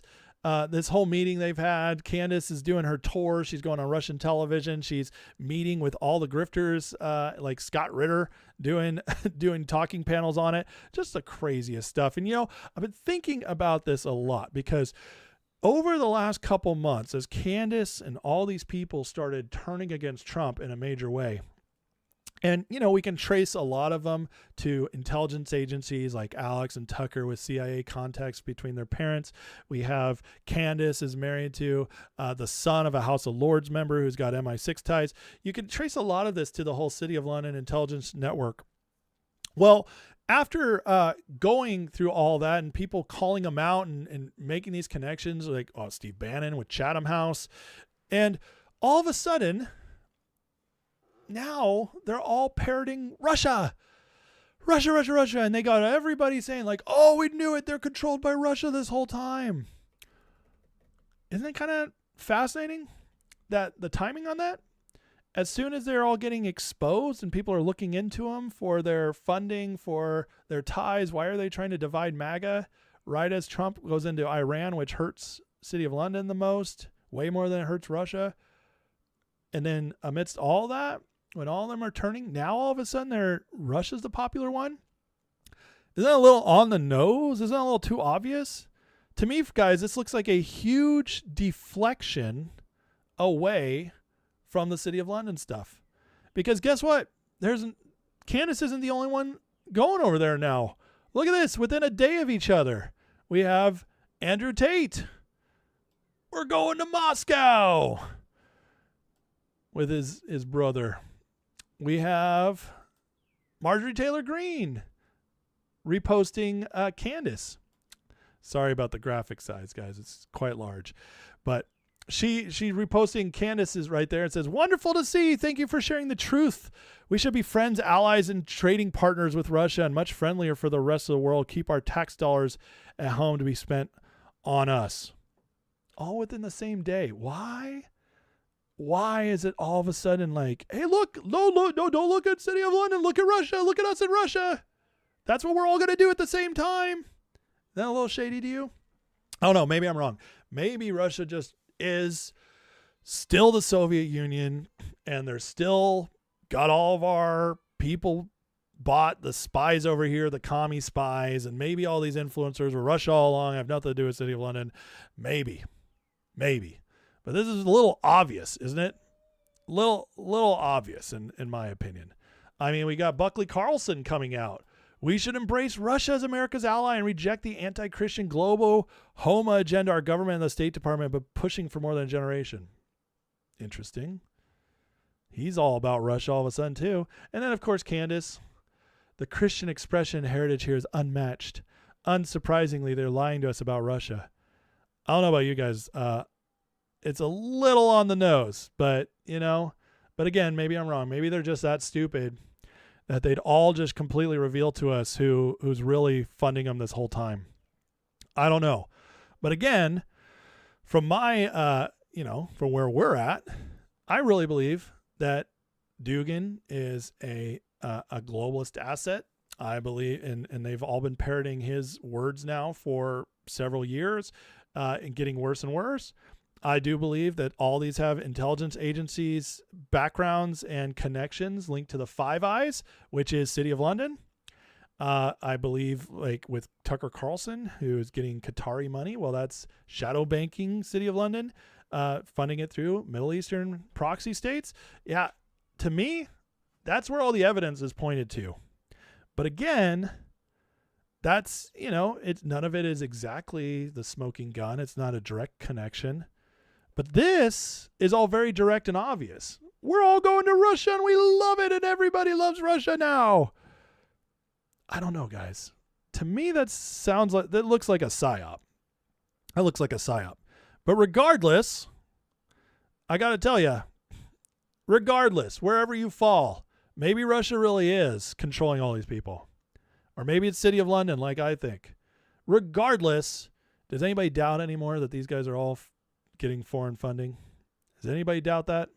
Because I don't think there's any doubting it at this point. I really don't. That is pretty wild. Now here's Alexander Dugin just coming out this morning at 3 a.m.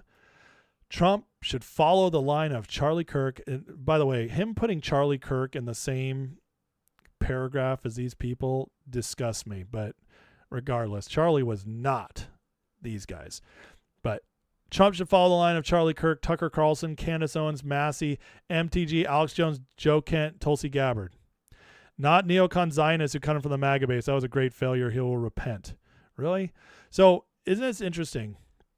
He throws in these people who we know are grifters. All of them. We've got loads of evidence of that. And then he throws them in with dead Charlie, who he can't speak for himself, although I could tell you Charlie definitely wouldn't have joined with these groups. And then he adds Tulsi, who Tulsi, we don't have any evidence she's in line with these people. We have them hoping she is. They've always trying to be playing that game. But you know what it does? See how he bookended it?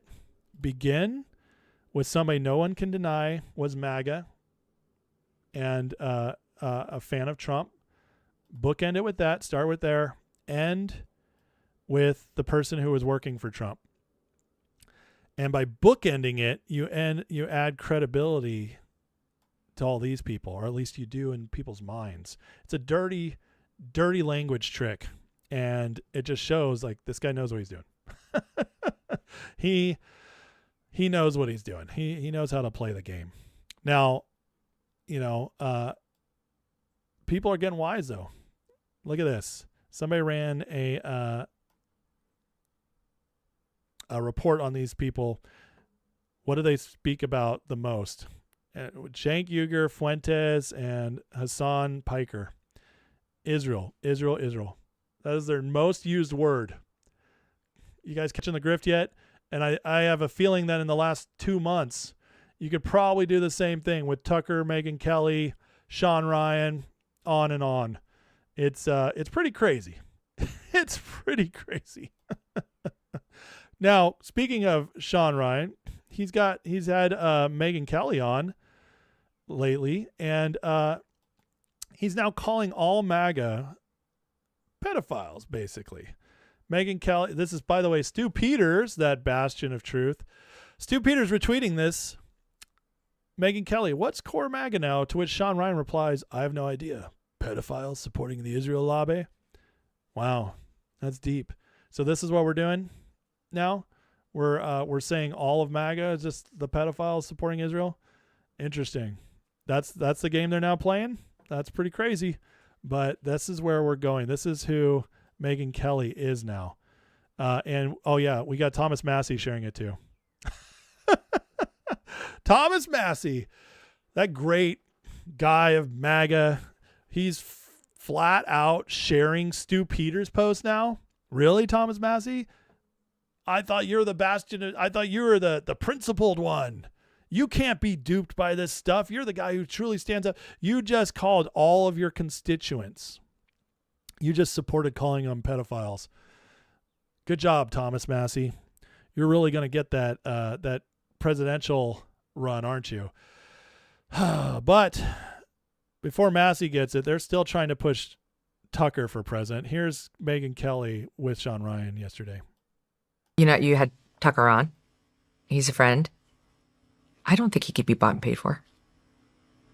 I could get behind a Tucker presidency. He doesn't want to run, but I could totally get behind. I just don't think, I think for him, he's got ideological principles on which he will not bend.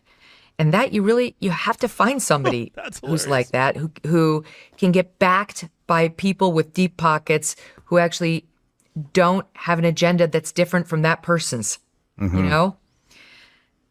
Like Trump, he took $200 million from Miriam, Oh, there it is again. The Jews. It's always got to be the Jews. Yeah, he took money from Adelson. They never mention that Elon Musk gave more, do they? No, they don't mention that at all. But this is hilarious right here. Ideological principles on which he will, for him, he's got ideological principles on which he will not bend. Tucker has ideological principles on which he will not bend. Let's all laugh for a second on that one. Good one, Megan. That's hilarious. Sean Ryan just in there like, yeah, talk up our guy. Yeah. So, I don't know who they're going to run in 2028, but they are trying so hard to get one of these guys to run, whether it's Tucker or Massey or whoever else. We haven't decided yet, but they want so bad, and it's going to be the funniest thing ever if one of them does run and gets so shellacked. But for now, the next 2.5 years, we're going to have to live under this PSYOP, this nonstop push by Podcastistan, by FAGA, that somehow, some way, Tucker Carlson or somebody on their side is going to rise up from the ashes and is going to beseech us with their greatness and save the country. That's what they're pushing now, because they're getting so pushed out, so ostracized, that they're just they're desperate to get attention. And this is how they're going to try to make headlines. Tucker's going to be president. Well, let's just take a quick look at that, shall we? Oh. Latest YouGov poll. Tucker Carlson's favorability just in the last 3 years. 68% favorability in 2023, now down to 34%. That, my friends, is a -7 among Republicans. Yeah. Tucker ain't so popular anymore. Tucker has lost it. You think this guy can win the Republican primary with these numbers? That's hilarious. In comparison, Trump is +70 with Republicans. Who owns MAGA? Nice try, kids. But, they're going to keep trying to tell you that they're the real MAGA. Them.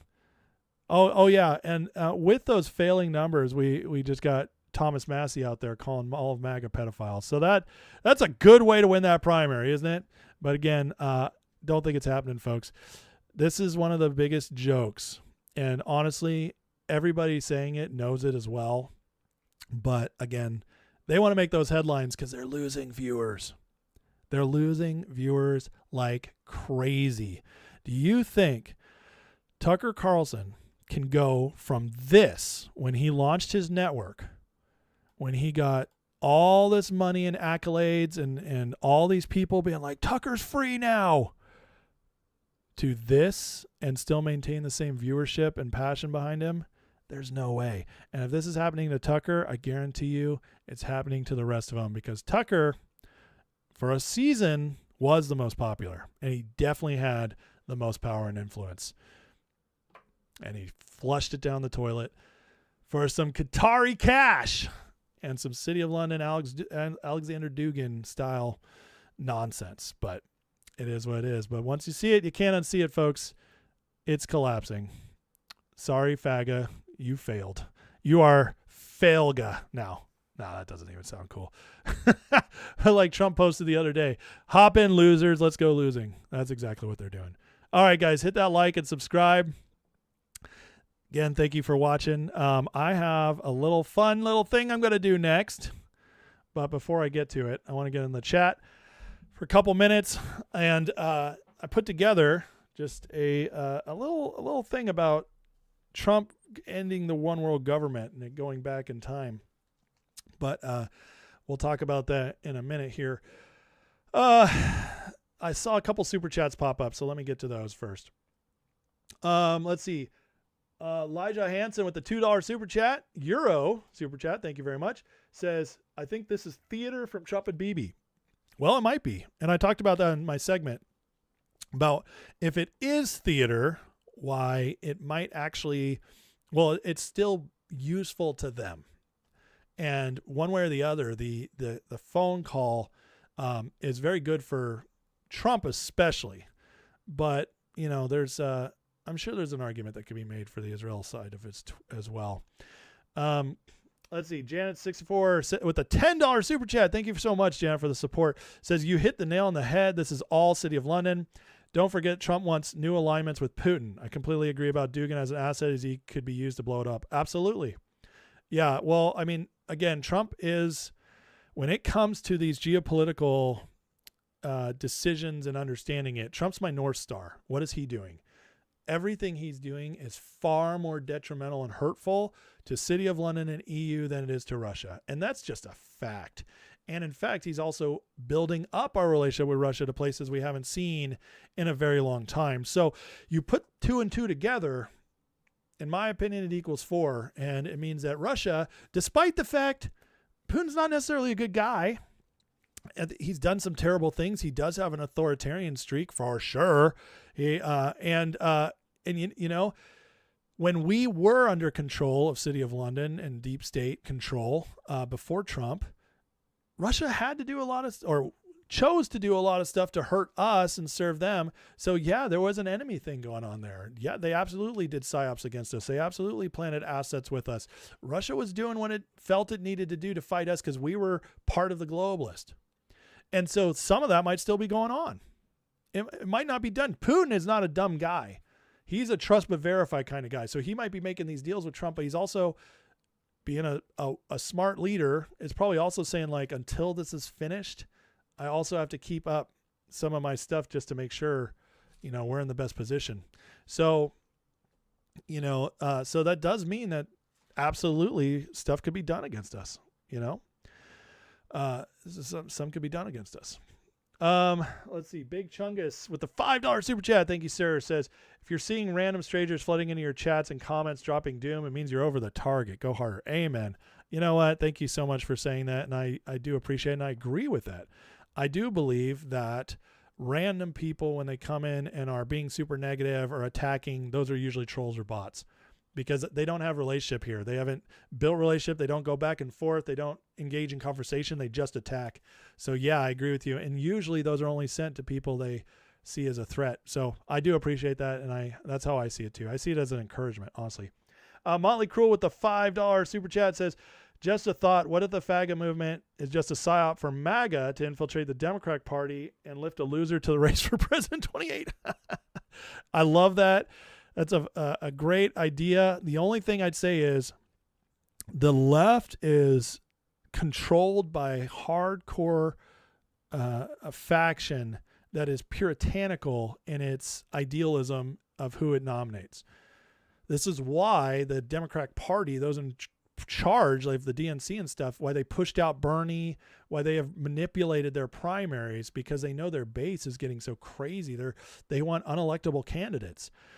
So if you think that even if Tucker Carlson went Democrat, or Massey or Megyn Kelly or Candace Owens went Democrat, or Tulsi Gabbard went Democrat and tried to dupe the Democrats and as a plant to lose on purpose, even if they did that, the hardcore left would never allow it. They would never vote for that person. They would tear them down because once upon a time they were MAGA, or once upon a time they worked for Trump. By associating with Trump ever, they have ruined any chance they ever have of becoming Democrat. So that's the only thing I'd say to that. There's just no chance of that. Kat Miowski says, thanks for addressing my question. Hear me out. I'm not a hater. Can you explain how it's good for the U.S. to stop us in Lebanon? Okay, so I'm guessing you're Israeli. Well, right now we're trying to stabilize the entire Middle East and end this conflict with Iran. So as long as Israel and Hezbollah are fighting, notice when Trump made that phone call, Israel wasn't the only one that stopped. They also got Hezbollah to stop. By simmering all that down, he makes it so that they can maybe get this done with Iran. And that is good for everybody, whether it's Israel or the U.S. Get that done, wipe away their excuses, and then let Hezbollah get either completely defunded and never be able to do anything again because they lose all their cash, or after stuff gets settled with Iran, then let Israel destroy them. Either way. But that's how it's good for both sides. But because right now the timing is terrible as we're trying to get stuff fixed. Let's see. Anything else here? Let's see.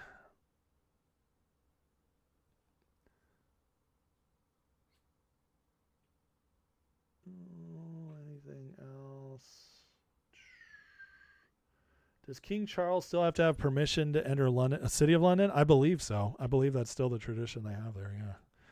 Not crazy. Bianca says it's very powerful lobby, Qatar and Europe. Yes. Some politicians arrested covered by Qatar. Yeah. And Qatar, where does it get its money? Shadow banking.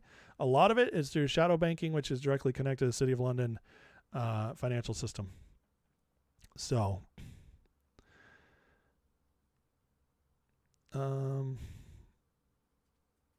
what's up, Genghis? How you doing? Do I think Tulsi withholding info from Trump? No, but I'm very open to the fact that it is possible, but it's one of those we have to wait and see. Okay. Tom Longo calls him Qatar Carlson. No, I think it's Tucker Carlson, but you're close. But thank you for the $5, Andrew. I appreciate that. That's okay. We're allowed to disagree. Listen, you are close. If you're Israeli, you're closer to the situation than I am. But I trust Trump. That's what I'll put it. Where does DeSantis fit into all this? Great question, Lisa. I think, there's a possibility Trump would make DeSantis AG, but I think Trump had such a bad experience with attorney generals in his first term. Trump is not going to put anybody at attorney general that he doesn't trust 100%. And I think DeSantis has done a good job of coming back to MAGA since he tried to take down Trump in the primary in 24. But Trump never forgets. And the fact that DeSantis aligned himself with the establishment neocon wing of the party to run a primary against Trump, Trump doesn't forgive. Like, he might forgive him for that, but he doesn't forget. And that was such a huge red flag that I don't think he'd trust him as attorney general. But SCOTUS is a little different because there's a little bit of a disconnect. You don't have to be working directly with the president, directly on initiative from that. And I do think DeSantis could be a good Supreme Court guy. So, Megan Kelly has the forehead of a man. Is it tyranny? I love that. One of the many says, do I think we'll get the Clarity Act by July 4th? I don't know. I think I think the Senate is going to make anything big hard for Trump. Unless, now there is a big caveat here, unless they follow Newt Gingrich's lead and realize that Trump has shown so much power in the primaries that if they don't get behind him, it's going to be doomed for them later. That's a possibility. And so we'll wait and see what happens. But I'm not bullish on it. However, I will say it is pretty popular. So we'll see. The left loves MAGA defectors. They do, but they don't trust them enough to put them in power. You know, I'll say that. They just use them. They use them for attention and political gain, and but then they dump them. Mari says Trump already has the evidence on everyone. We're just waiting to get past midterms and mass arrest. Maybe they might even start before that. You know. Andrew Branca for the Supreme Court Attorney General. Well, maybe. It's hard to. Trump doesn't pull a lot of media people in to lead stuff, but sometimes they do. Scribbler says, I'll never forgive DeSantis. Marilyn says, how many more rhinos are there now we can get rid of? Not many this year, but 28 is going to be a rhino desecration. A rhino whitewash. I don't know, whatever you want to call it. Just wiping them out. So, yeah. Okay. Let's anything else real quick before we go on? I don't think so. Johnny says, I think people read too much in the phrase central casting. Could just mean perfect good job. I think Trump uses the word central casting for a lot of different things. I think he sometimes uses it to basically like call somebody out like they're fake and an actor. I think sometimes he uses it to mean somebody's absolutely perfect for the role. And I think sometimes he's used it to mean like they just look great for what they're at. So I think he uses it in different reasons. I think he just likes the phrase. I don't think it always means the same thing. Lisa Doxy says, Ace, do you think the big throwdown of arrest military tribunal start after July 4th? I don't know. You know, I don't like to time that kind of stuff because I don't know what's going on behind the scenes.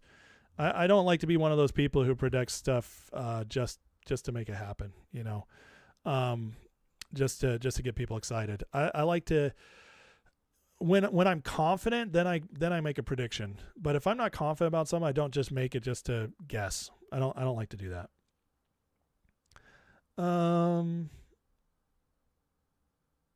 Rhinopalooza. I like that. Extinction event. Andrew Bianca, wild AF, amazing attorney on YouTube. Funny too. He's got some good stuff. I'll agree with that. Yeah. So, all right, guys, the last thing I wanted to share today was I pulled together a little outline about one world government to kind of like, because this is what I see. Currently, I believe the globalist Davos system, which is, you know, I believe is City of London system, is an attempt at a one world government. That's why it's called globalism, you know, get the whole globe on it. That's why they've tried to impact everybody with UN regulations and climate treaties.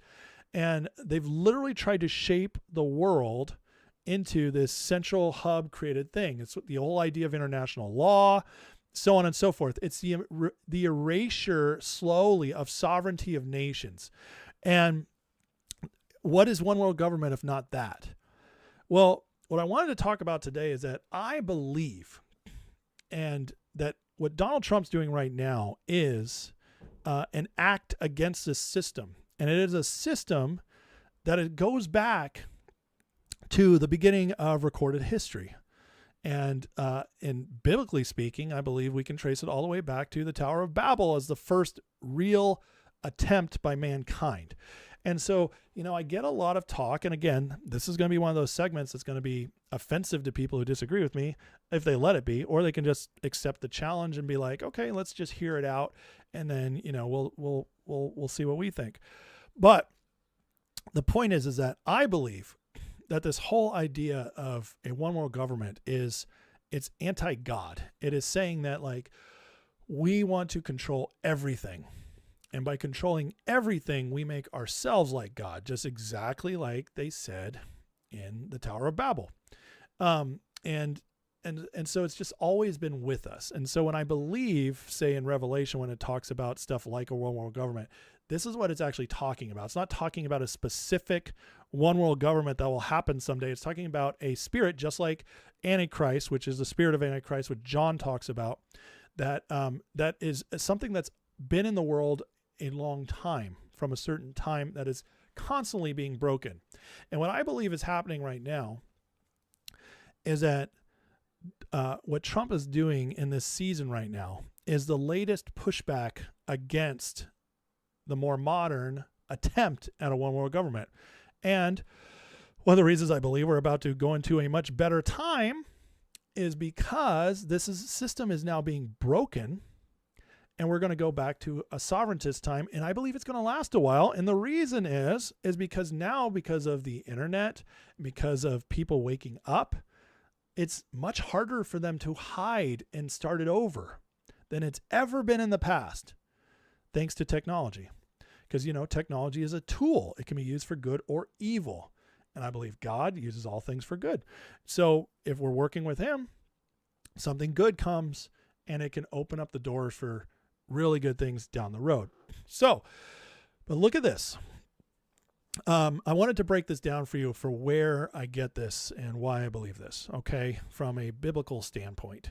So the core thesis is that the earliest chapters of Genesis present day, fallen humanity under satanic influence has repeatedly attempted to build centralized, godless global power that exalts man and displaces God's rule. Scripture consistently shows that God judges, confuses, scatters, and ultimately brings attempts to ruin. We have always been fighting this spirit, and it keeps being defeated. I think that is the core conclusion right here. And I do think it explains a lot about where we're at. Here's the root: human pride and satanic temptation to autonomous power. Going all the way back to Genesis 3:5 in the first sin. The serpent lied to Eve. You will be like God, knowing good and evil. The original temptation is independence from God and self-exaltation. Why was it the knowledge of good and evil? Well, and why would that be the first sin? And God told him not to eat from it, because what it did is it removed the need for a relationship with God to understand good and evil. And by getting that knowledge for yourself, it was saying, we don't need God to tell us. We're just going to get it ourselves. And then use that knowledge with our understanding. That is anti-God. It's anti-Christian now. You'd say anti-Christ now is how you could say it. That's the original temptation into sin. Isaiah 14:13-14, typological of Lucifer and proud human beings. I will ascend to heaven. I'll make myself like the Most High. That is what's believed to be Lucifer's original sin. This same spirit drives every later attempt at unified human power, desire for security, glory, and control through collective strength rather than humble dependence on God. The first major attempt goes back to Babel. Genesis 11:1-9. 1-4 says, after the flood, humanity unites. Come, let us build ourselves a city and a tower with its top in the heavens. Let us make a name for ourselves, lest we be dispersed over the face of the whole earth. The motive, human glory and centralized power in defiance of God's command to fill the earth. God's command to fill the earth. Interesting. What is one of the main things they hate? They hate you having babies. They hate us filling the earth with more good people. They want to depopulate, which goes against one of the original commands of God to Adam and Eve. Depopulation is intrinsically evil. It is anti-human, which we were made in the image of God, and God wanted us to keep growing. especially because good people are usually the ones who are going to reproduce the most, which we're actually seeing again today. In America, who's most likely to reproduce? Christians. I'm not talking about the people who come in that are illegal. I'm talking about citizens. It is the Christians most likely to populate. And this goes back to believing children are a blessing. However, centralization, which is City of London's entire prerogative, central banks, central globalized power structure, the whole EU idea, it's all one world government. It's all centralized power. Genesis 11:5-9 then says God directly intervenes. The first time he intervened to a one world government system says, "Come, let us go down there and confuse their language." So the Lord dispersed them from here and there over the face of the earth. God, the original national sovereigntist. Go make different nations instead of congregating with one. In Genesis 10:8-10, it says Nimrod said the beginning of his kingdom was Babel, the first named empire builder after the flood. This is a pattern established. Every major push for godless global unity is met by divine judgment and scattering. Interesting. The pattern repeats throughout Scripture, empire after empire. God's people faced a long succession of power seeking ever greater dominion. Daniel 2:31-45 says Nebuchadnezzar's statue represents successive world empires. A stone cut out by no human hand strikes the image and becomes a mountain that fills the whole earth. That's Jesus, folks. The stone cut out by no human hand strikes the world image and destroys it, the world empire image. And then he becomes a mountain that fills the whole earth. That's the increase of God's government, no end. Christ's kingdom ultimately replaces and outlasts every human empire. Daniel, 4 beasts rise from the sea, representing devouring world powers judged by the Ancient of Days. Who's the Ancient of Days? Jesus. Historical biblical examples, Egypt. Pharaoh's totalitarian claims and oppression of God's people, defeated by the Exodus and by God. Babylon under Nebuchadnezzar erects a golden image demanding universal worship and then is humbled by God. Assyria, Medo-Persia, Greece, and Rome. Each rises seeking dominance, persecutes the faithful, and eventually falls under God's sovereign hand. 1 Samuel 8:5-7, Israel demands a king like all the nations, rejecting God's direct rule. Human government's granted, but it fails and brings consequences. Psalm 2:1-2, why do the nations rage and the peoples plot in vain? The kings of the earth set themselves, and the rulers take counsel together against the Lord and against his anointed. And then the next verse is, the Lord laughs. He laughs over their plans. He's not scared. He's not worried. And nor should we ever be. This has been going on since the beginning, folks. This is not something that's just reserved for the end. This is something that's always been going on. Now, Satan's direct involvement. Going back to Matthew 4:8-10. By the way, what is one of the big beliefs about these? They're Satanists. They are killing children and sacrificing them and eating them and worshiping Moloch, worshiping Baal. Yeah. And well, that's for another time. But if you doubt they're Satanists, we could go into that another time. Matthew 4:8-10. Satan takes Jesus to a high mountain and offers him all the kingdoms of the world and their glory in exchange for worship. This reveals Satan's temporary claim over human governments and his tactic of tempting man with centralized power. Why was Jesus able to withstand that temptation, which is the original temptation of man? Well, Jesus was able to withstand it because A, he knew the context of Scripture better than Satan, or at least knew how to see through Satan's lies. And B, he knew that soon he was about to dethrone Satan, which he did when he died on the cross and went down to Hades, took the keys of death and the grave from Satan. And after that, Satan is only referred to as the prince of the air. He is never again referred to as the prince of the world in Scripture after the cross. And in fact, in Colossians, it says that Jesus went down there and paraded the defeated enemy for all to see. It was such an utter beatdown of Satan that Jesus mocked him by parading him for all to see. That's in Colossians. John 12:31, 14:30, Jesus calls Satan the ruler of the world. After that, he's the prince of the air, the rest of the Bible. 2 Corinthians 4, Ephesians, Satan is a god of this world, prince of the power of the air. That is the key right there. Prince of the power of the air. The world at that point is the system, not the actual earth in the Greek. 2 Thessalonians and 1 John, the mystery of lawlessness and the spirit of Antichrist have been active from the beginning. That is true. Biblical picture of the ultimate expression of the rebellion. Scripture gives vivid prophetic images of the Spirit reaching its most concentrated form. Daniel 2:7, final stage of the statue, feet of iron and clay, and the boastful little horn, which is Jesus, represent the most arrogant and oppressive phrase of human empire. I'm sorry, the horn here is not Jesus. It's later. It's still smashed by the stone and judged by God. The stone is Jesus. Revelation 13, the beast, political power, and false prophet create a system demanding total allegiance and worship. Now, you guys know that Revelation originally was called the revelation of Jesus Christ. It's not called the revelation of the end times. It's not called the revelation of the how it all ends. No, the whole book of Revelation is telling the story of what Jesus did for us in totality. It's not all about one time period.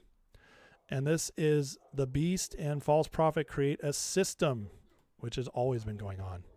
17 through 18, mystery, Babylon the Great, the mother of prostitutes, the abominations of the earth, the great city that rules over the kings of the earth.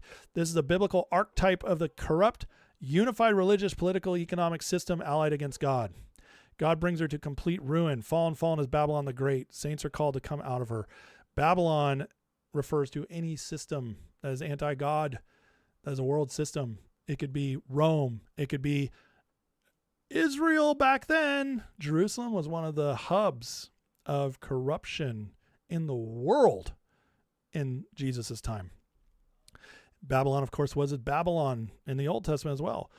These passages describe the ultimate expression of the Babel spirit, Babel to Babylon, the original one world government spirit. And Scripture's consistent message, God judges and destroys it. Pattern continues today.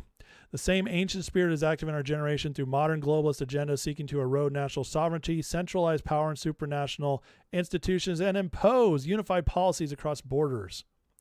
Efforts towards global governance through organization ideologies diminish God-given national boundaries and individual liberty represent the latest attempt to rebuild the tower. Let us make a name for ourselves. Trump's resistance to the globalist structures through America First policies, withdrawal or skepticism towards certain international agreements, border security, and direct confrontation with elite institutions functions as a contemporary instrument of the same divine pattern seen at Babel, God confounding and limiting the consolidation of godless global power. And sorry, I completely believe this, guys. Because this is the trend of history, that these powers rise up and they're struck back down. Just as he scattered the builders at Shinar, judged Egypt, humbled Babylon, brought down successive empires, God's again raising up opposition prevents the full realization of unified anti-God world order. It's not the final battle, but another round in the long war. Globalist project keeps facing setbacks, fractures, divine restraint, consistent with how God's always dealt with Babel-like ambitions. And then just a call to us is we don't need to wait for brand new phenomena. We're living in this continuous battle. God's never allowed these attempts to succeed permanently. That is a fact. He scatters, judges, and limits them. From the confusion of languages to the fall of empires to the present resistance against globalist consolidation, it's the same spirit. Nothing is new under the sun, right? That's what Solomon wrote in Ecclesiastes. He's talking about evil and systems in that, because in Ecclesiastes, Solomon had lost his connection to God. He was at that point worshiping the gods of his wives and concubines.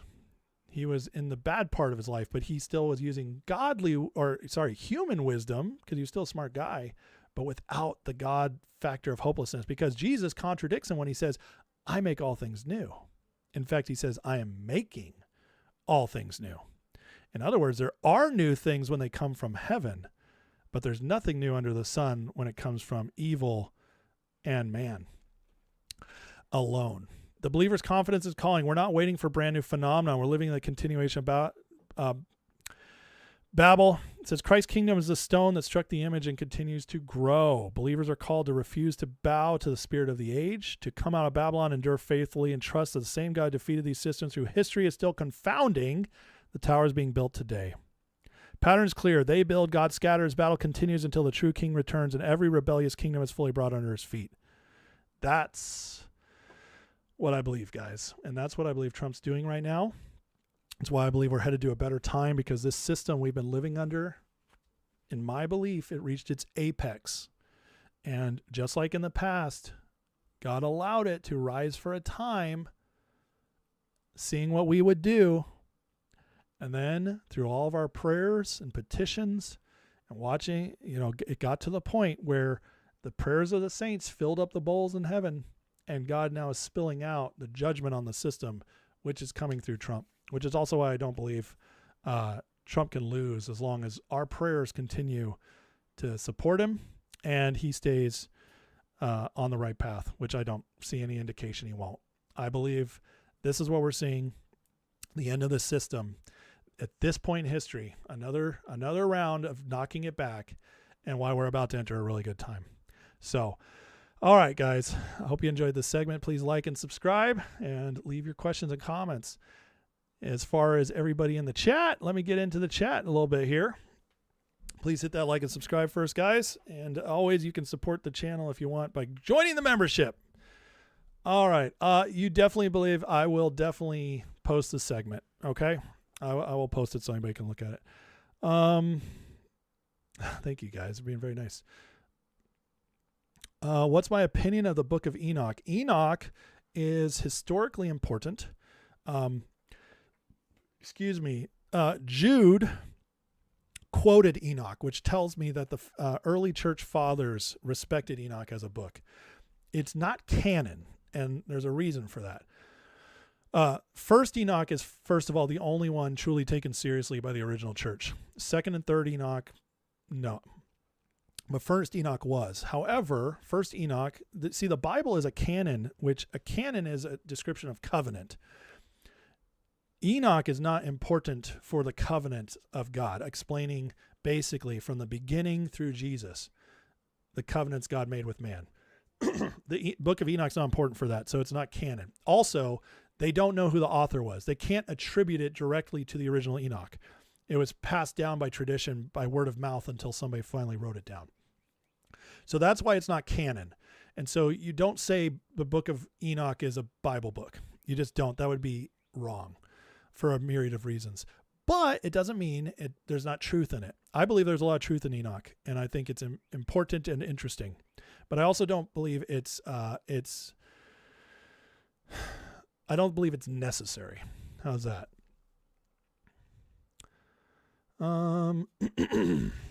Thank you, Motley. And here we go.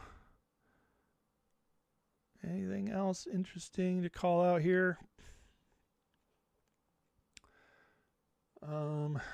Directly about this. Show the Trump car meme with the getting losers are going losing. I love it. Roman Empire was a world government. It was. And how did the Roman Empire fall? Well, it first of all, God allowed it to become Christian, which is amazing, a miracle. If you look back in history, the odds of that happening, infinitesimally small. So the fact it became a Christian empire before the end is crazy. But then, of course, they still dabbled in their foolishness and allowed horrible things to happen. So what happened? God let it fall, as always. Daniel Griff says they attempted to establish one world government after Napoleonic Wars and Russia torpedoed it. Interesting. I don't think I've studied that.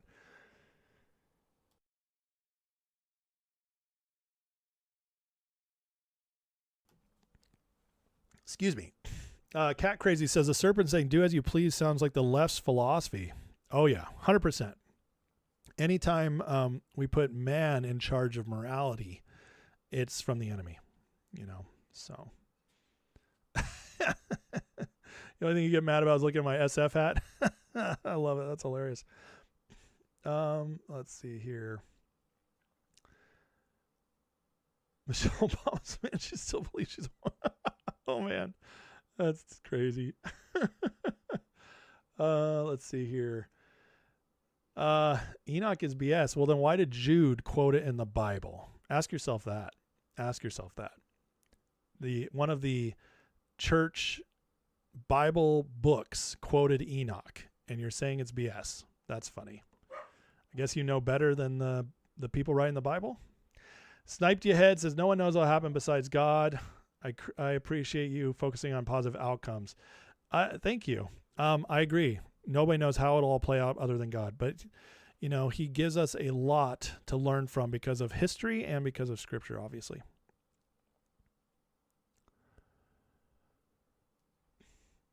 Let's see. Okay, Ryan asks, what does this mean to you? Revelation 3:9. Behold, I'll make them of the synagogue of Satan, which they are, Jews and not, but to lie. Behold, I'll make them to come and worship. You know, that's one verse. I don't have the full context in front of me right now. It's been a while since I studied those early ones.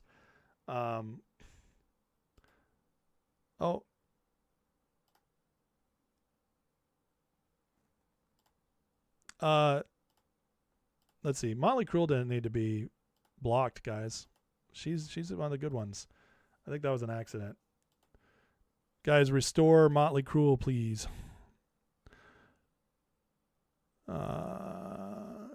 She's great.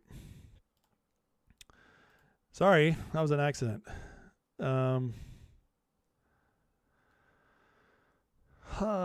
Yeah, so Ryan, I'd have to get back to you on that one. I know the early chapters of Revelation are all John writing to the churches in the area and basically calling them to attention to clean themselves up. But Sierra says, Enoch seems out of place to me from what I've read. Well, here's the deal with, like I said with Enoch, it's not canon, okay? So you don't take it as scripture. But does it have things that are interesting for us? Well, I would say Jude, who wrote a book in the Bible, it's in the New Testament, the book of Jude, quotes Enoch. And because he quotes Enoch, I would say you have to take the first book of Enoch seriously. Because if you're quoting, like, you know, he's quoting it like scripture. All right. So that's important to understand. So we can't dismiss so easily the book of Enoch. We just can't dismiss it.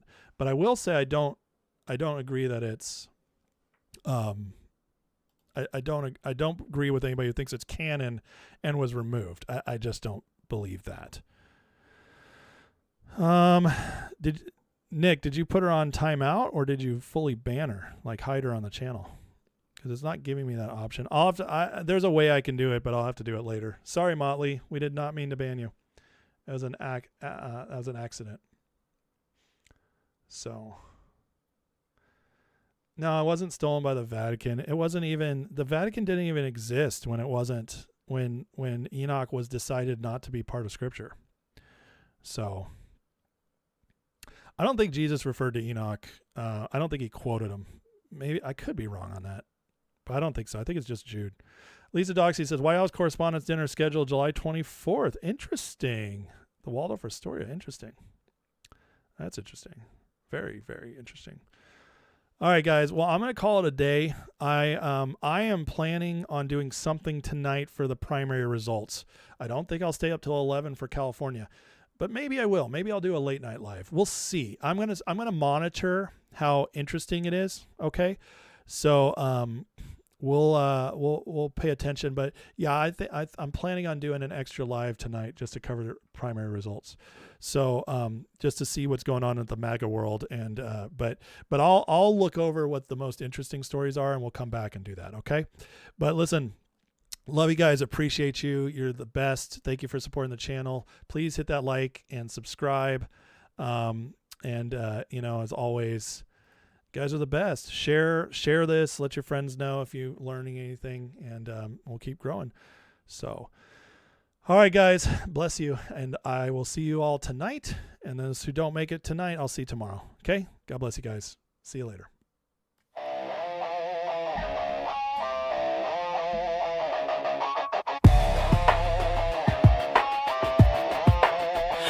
Headlines screaming like a siren at night.